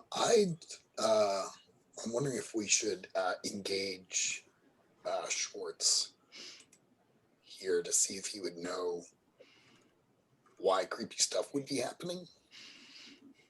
Well, I think that following the chat and the thing, you're gonna have to do this off site, because the deputy is like, okay, I need all of you to move along. Okay. Well, don't leave town. We'll be coming back for questioning, and goes to move all of you out onto the sort of cold, frosty parking lot. There are a couple of cop and of course, cars. You call me Deputy Anderson if you need some more detailed sketches. I'll get right on that. And people drift their different ways. A very nice car that Absalom drives, the not so great car that Pollard drives, and you will be left with that sort of slight snow coming down, and the three of you standing on this sort of slightly frosted parking lot. The lights are still on in the museum, and you know that they've posted a cop to kind of keep an eye on the crime scene. But it got cold out here. It was warm inside, and you know how it is when it's warm, kind of overly hot in a place, and then you step out into the freezing cold, that kind of crisp. Rose, you kept in touch with Lara Sanchez better than any of us. Do you know where she is these days? Well, let's see. And I bring up her Twitter feed to see where she's posting from.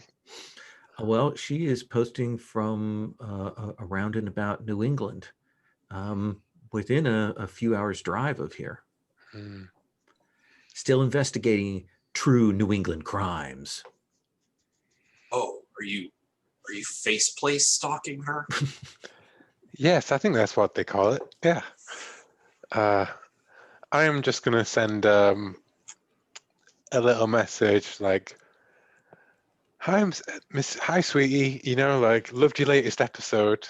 We should catch up. You know, where are you these days? And she'll tweet back, oh, it's so good to hear from you. On the road right now, but swinging back by Brindlewood soon. Oh, we've got so much to talk about. I'll see you soon. We'll look you up. Hugs.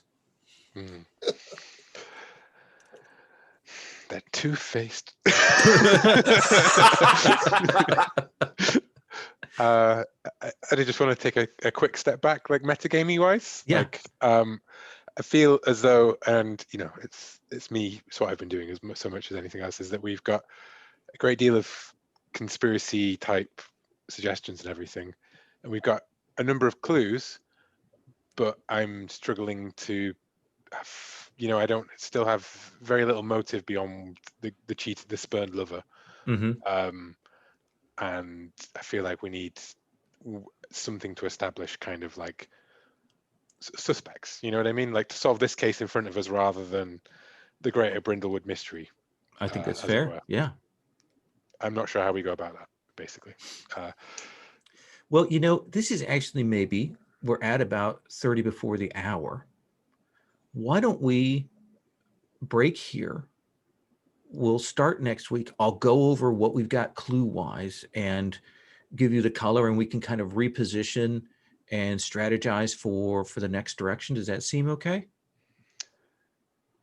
Yeah, sure. If we're gonna, my major worry was about getting through another scene and then doing a whole like doing the conclusion of the mystery, because I Yeah, I feel like think, that takes about 15 minutes as by itself, really. yeah. So yeah, I think this is probably a good place to.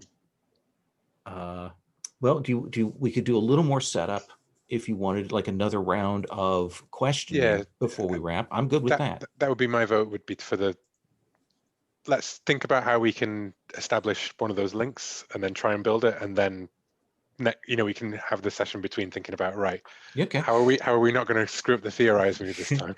Well, let's imagine that we take up the sort of the next day after the exhibit, unless you guys want to break in overnight to the exhibit.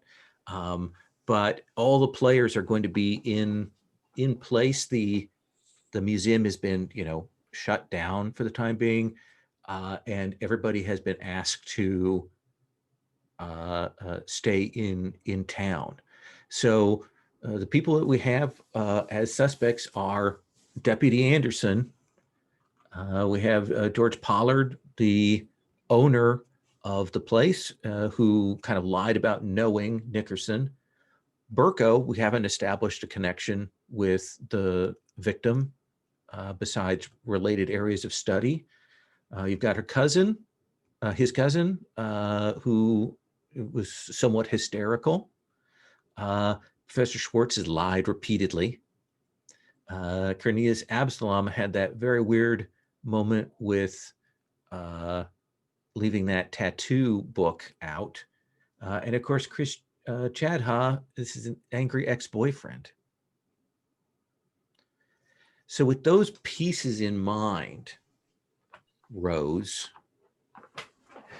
we probably see you at the Book Nook, little cafe upstairs, and coffee and tea is being brought by Priya, setting the table out for you. And she's like, I heard there was another murder.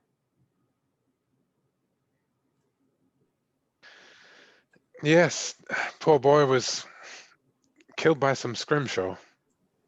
What's a scrimshaw? You never been down to the whale museum? Can't say as I have. My dear, you must Is it educate is it yourself. is it a whale? Is scrimshaw a whale? It's old bones with some scribbling on it. Oh, like runes, like the Furtok. Yeah, I suppose you Sure. could say like runes, yes. And she Yeah. clutches a handbag a bit closer. She says this. Yeah. Ooh, I know about that. I bought a kit for when you start with the stones and you get the little symbols and then you read them out. Yeah. Oh, yeah, they had those at the bookstore last summer, didn't they? Yeah. Did you bring them any chance, darling? I think I have them at home. They're like Viking things. Okay. I was contemplating how I might use that the occult move. I could go in the direction of the pocket encyclopedia of the tattoos. Okay. And that our barista maybe knows some local ink pretty well. And so I kind of open up the encyclopedia to some of the dog-eared pages, and I ask her if she knows of anyone with any of these tattoo patterns. Huh. She kind of will look at that. She goes, now I know a lot of ink around here, but this is weird stuff. Let me have you make a meddling here. All right. I think this is probably reason. Sure. My reason is 1.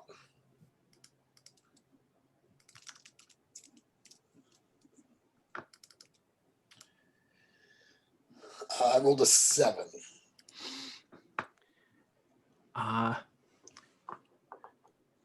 So the complication will be that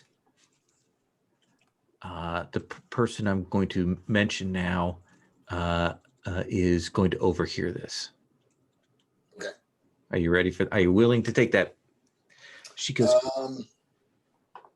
Person you are going to mention is going to overhear exactly what that you're asking about this tattoo.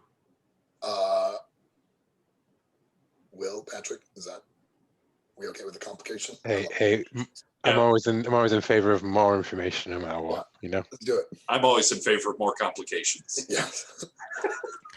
I think that she will say, you know, oh, that's so weird. That is so weird. So this is going to sound dumb when I say this to you, but we used to get this old woman who would come in, and I one time she had her sleeves were a little loose, and I noticed that she had that like that right on the inside of her forearm. And at first I didn't want to say anything because I didn't know if it was something like, but then I saw it was neat, and so I remember I asked her about it, and she got really upset, like, and she pulled her sleeve down and wouldn't talk to me about it. And that was who she hasn't been in a long time. Oh, that's right, with the weird name. That was Mrs. Absalom.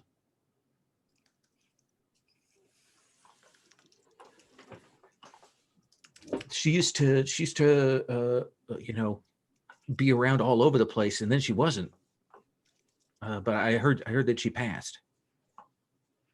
That's my understanding too, dear. That was very, very helpful. Oh, look, there's your son right there. You can ask her, Cornelius. And he's clearly like down at the coffee thing. Has overheard all of this.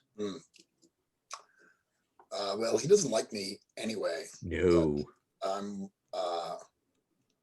Rose, Iris, Cornelius does not like me after our encounter at the museum. Would you care to join me as we go talk to him? Of course. You know, if you need a bit of a southern charm, Bobby, I do understand how you might come off as a bit rough to some people. To most people. Yeah, he does look like your sort of man. Educated is what you mean. So do the three of you tromp down the little steps down to where he is on the first floor of this place? Oh yeah, and I think that we're gonna like box him in. You know, like he sat like with his like on a round table with like in the corner, and then we just like all three of us just sit down, so we'd have to climb around us to get out, and with cups of coffee and a slice of cake put down in front of him as well, like Mr. Absalon, here, please do try the pistachio rosewater brownie. It is most excellent. I'm allergic to nuts, but thank you. Oh well, bring over some of the drizzle cake, please. Did you know I was on Brindlewood Bay Bake Off? It was, the recipe's one of mine. I don't watch television. Oh, well, of course, busy man such as yourself, Mr. Absalon. Now, well, that was quite a to-do today, wasn't it? Down at the, I'm a patron of the Whaling Museum myself. Yes. And why have you've long your generosity and philanthropy has been most regarded in this town. Why the Whaling Museum? It is on the short list of charitable causes in Brindlewood. It's one of the many causes that I donate to. It is certainly not my favorite. I think that place is an eyesore and ought to be torn down. It's the lighting, right? It's just terrible inside. Look here, I have this pamphlet about a new system that would really help the whole, if only someone could find the funding for it. I would prefer the funding to knock the place down, as I said. Then why do you patronize it then, sir?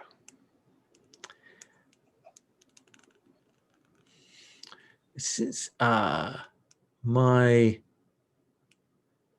finances are tied up in a variety of ways, so this is merely one of the donations that I make, and it is a modest one, though Mr. Pollard was certainly pressing me last night to increase funding. Indeed. Well, you can understand a man just wanting a bit more for his own plate, I suppose. Was there something the three of you needed? I certainly overheard my name upstairs. What is it you want? You have something of a reputation in this town. If you have a question for me, please put it to me plainly. Well then, sir, I would like to ask, I mean, what do I want to ask? I don't want to ask him. Do I ask him directly about the tattoo book that we took from him? I don't think so. I will be blunt, sir. A boy is dead. I am Broad aware daylight, of that. surrounded by people.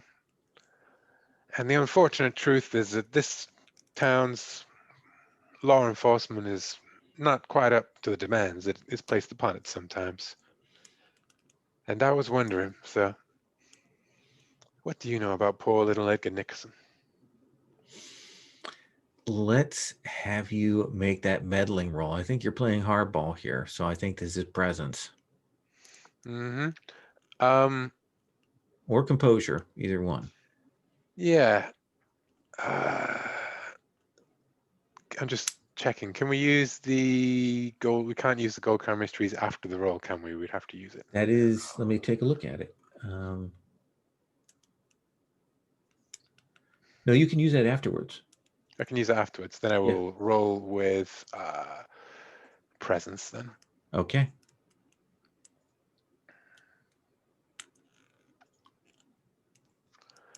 That is a 7. That is a 7. I'm going to use the Amanda Delacour mysteries if no one has any objections, just to try and get us through that hurdle. Let me just look up the book title generator.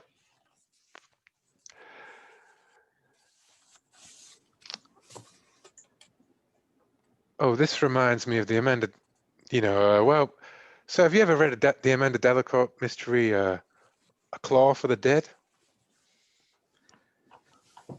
No, I prefer Dashiell Hammett or even Oh, well, Chandler, the classics.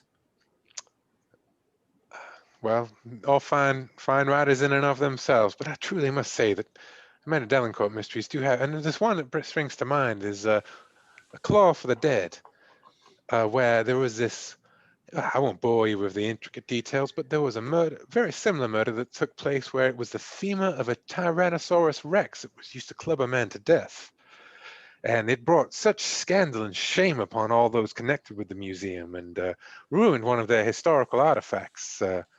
Was taken for evidence, and those police just done roughed it up.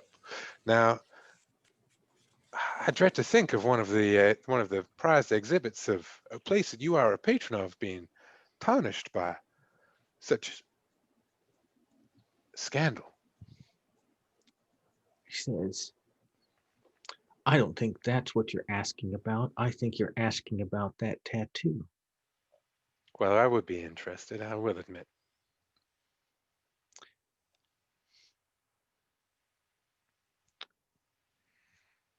When my mother passed,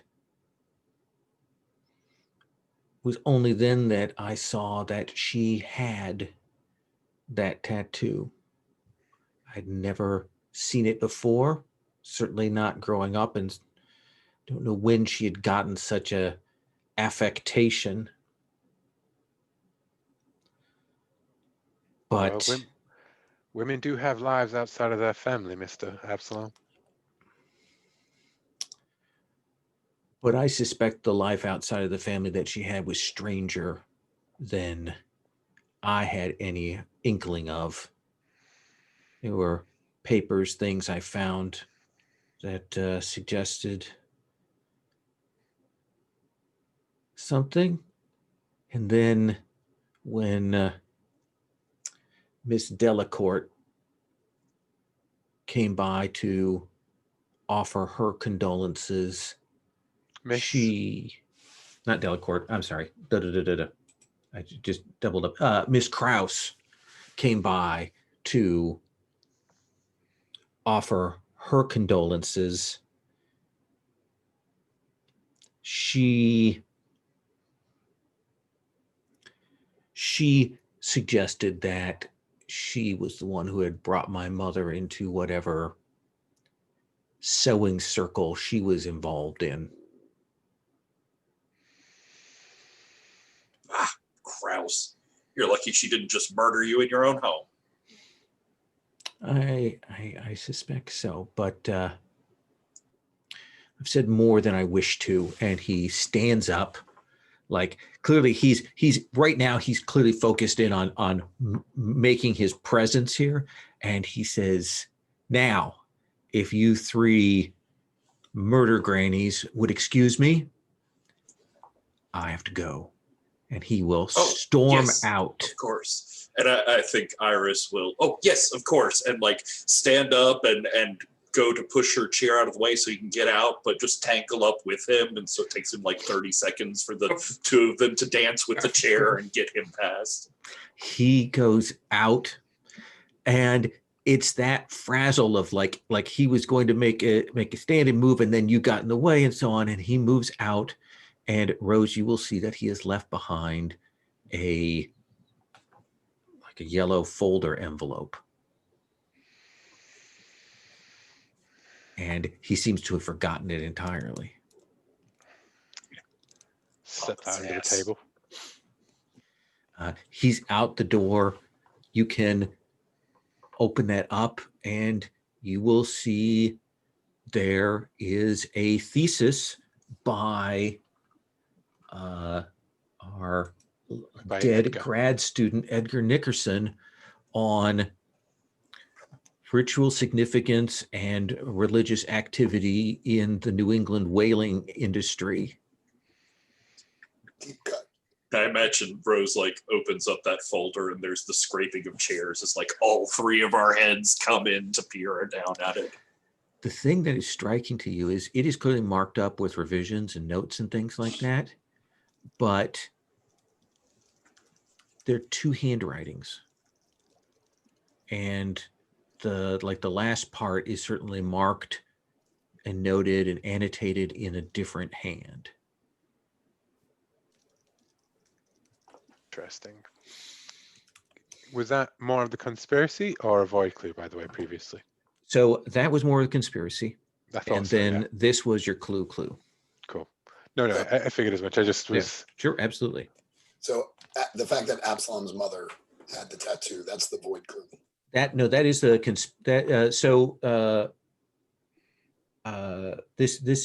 the sort of conspiracy clue is about her role in the whatchamacallit. It's yes, but it's not like a number void clue. It's just like a fictional positioning kind of thing. Because we can either get like weird, mysterious stuff, or I think like details about the physical conspiracy.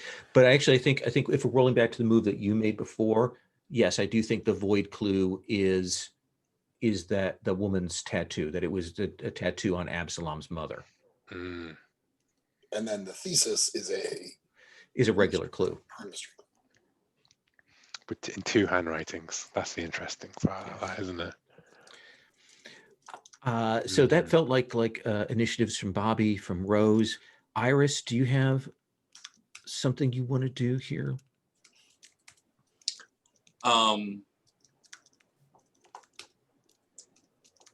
Yeah, I want to try following up at the museum. Mm-hmm. And I know like the main floor and everything, and certainly that display area are closed off, but I'm sort of imagining like the back office, they're probably still working in there.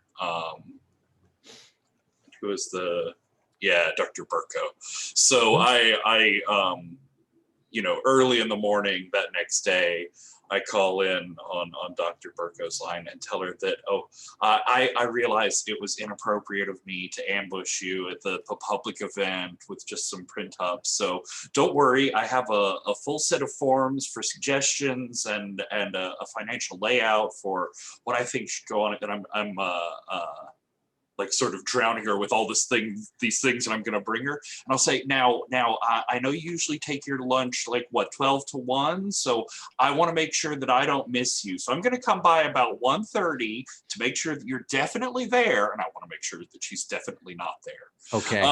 To drop off this paperwork in the office. So I think to set this up, because you are kind of doing this is a little bit risky. And essentially the failure chance really is getting, caught by her poking around, right? Definitely. But it is the day move for this.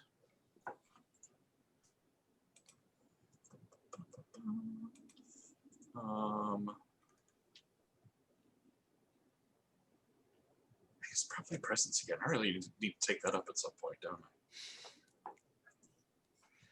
Or is it reason for sneaking in? I like Composure. that. I mean, I'm good. Trying to outthink her. Right. Well, that's okay. So that's a 6 + 1. There would be 7. So I think you can get in there, but the real risk on your meddling move is that she's going to come back. Like there's a decent chance of you're getting caught if you continue on searching the place. Are you good with that? I think I want to mark her crown. Which one? Mark a crown of the queen. How you were an imperfect sister or daughter. So I think as she hangs up the phone, she gets this very like pleased with herself, mischievous grin. And there's we have a flashback to we see like a set of young girls, Iris and her sisters, all sitting together at the like porch outside their house. They each have an easel set up in front of them, and we see like their mom there, and she's sort of like constantly in the shot. We only like see her from the neck down. Right. We see her like her like nice but simple dress, and she's got a white smock on over it that has a couple of like light spatterings of paint. But she's obviously worked very hard to keep it clean, except for the bottom of the smock has this like big smear of mud across it. And we sort of get a panning across the sisters there, as there's her blonde sister in her pretty pink dress, and she has her canvas in front of her, and she has just like used every color possible to paint some flowers that are growing in her yard. And the mom goes, "Oh yes, that's very pretty, Astrid. It's very bright." And she comes over to the second girl, who has like red ringlets and a very pretty green dress, and she's made this very like detailed charcoal sketch of some plants that were out in the front yard. "Oh, Petunia, that's lovely, that's lovely." And then it pans over to Iris, who's sitting there in like a green dress. It's torn at the hem, it's streaked all over with mud, twigs are in her hair. Her face is the only thing that's clean, and you can see it's because her mother's used that apron to like wipe away the mud on her face. And in a bucket sitting next to her, there's this like mud streaked toad just hopping around the bottom of it. And she's painted this picture of a toad just like splashing in this huge mud puddle and mud going everywhere. And she's got that same mischievous, like so pleased with herself grin, just staring straight up at her mother. Nice. You will slide through. We'll see that flashback, and we see you come into Burko's fairly small office. It like might have been a maid or a butler's quarters in the old days, and you can rifle the place. Let's have you roll the Maven move. The meddling all the M's. Yeah, and I'm definitely looking for any sort of documentation about the Scrimshaw exhibits, and also I think in the back of her mind she's got that just weird voicemail playing over in her mind. Just, is there anything odd in this office? It's an office. This is an office. I'm in an office. Let's have you roll. What do you think? That's reason? Do you think it's composure Reason to keep your again? cool? I'm good with either of those. I think reason again to try and find the right sort of files to look through. Oh, that's a 4. Would you like the 4? I'd like to hear the 4. I think the 4 is going to be a figure stepping up out of the shadows. And then the kibosh to your head. You know, I think that's sort of an interesting place to end things and start them for next time. So I think I'm okay with that. Yeah. So yeah, there's, you step in, you're very pleased with yourself about making your way into the office when she's not there. And then we see out of the shadows figure step, and we see we get the close up of a whalebone scrimshaw, and then thunk, brings it down on the back of your head and you collapse to the ground. Please mark the condition scrimshawed. I don't know what to call it. Gladly. And that's where we'll stop. You do get to mark XP because of that. Oh, nice. XP on a miss. So XP on a miss. And you went in there, so you get to mark another XP for your Rockford Files move. Oh, nice. Yeah. Let's go through the end of session XP questions. I don't think you solved a mystery yet. We're still working on that. Will, did you share your wisdom with the young person? Yeah, I did with Audrey. Yeah. Aubrey. And I think I tried to behave like a woman half my age with the alcohol. Oh, I think so. Yeah. So you may mark 2 points for that. Bobby, did you secretly undermine the authority of a local official? I think I gave Anderson kind of a hard time. Oh yeah, yeah, and you certainly were naysaying the sheriff. So let's give you a point for that. Did you share a memory of a late family member? I did. When I was chatting with Absalom, I mentioned my husband. Perfect. Mark another XP for that. Iris, did you behave like a woman half your age?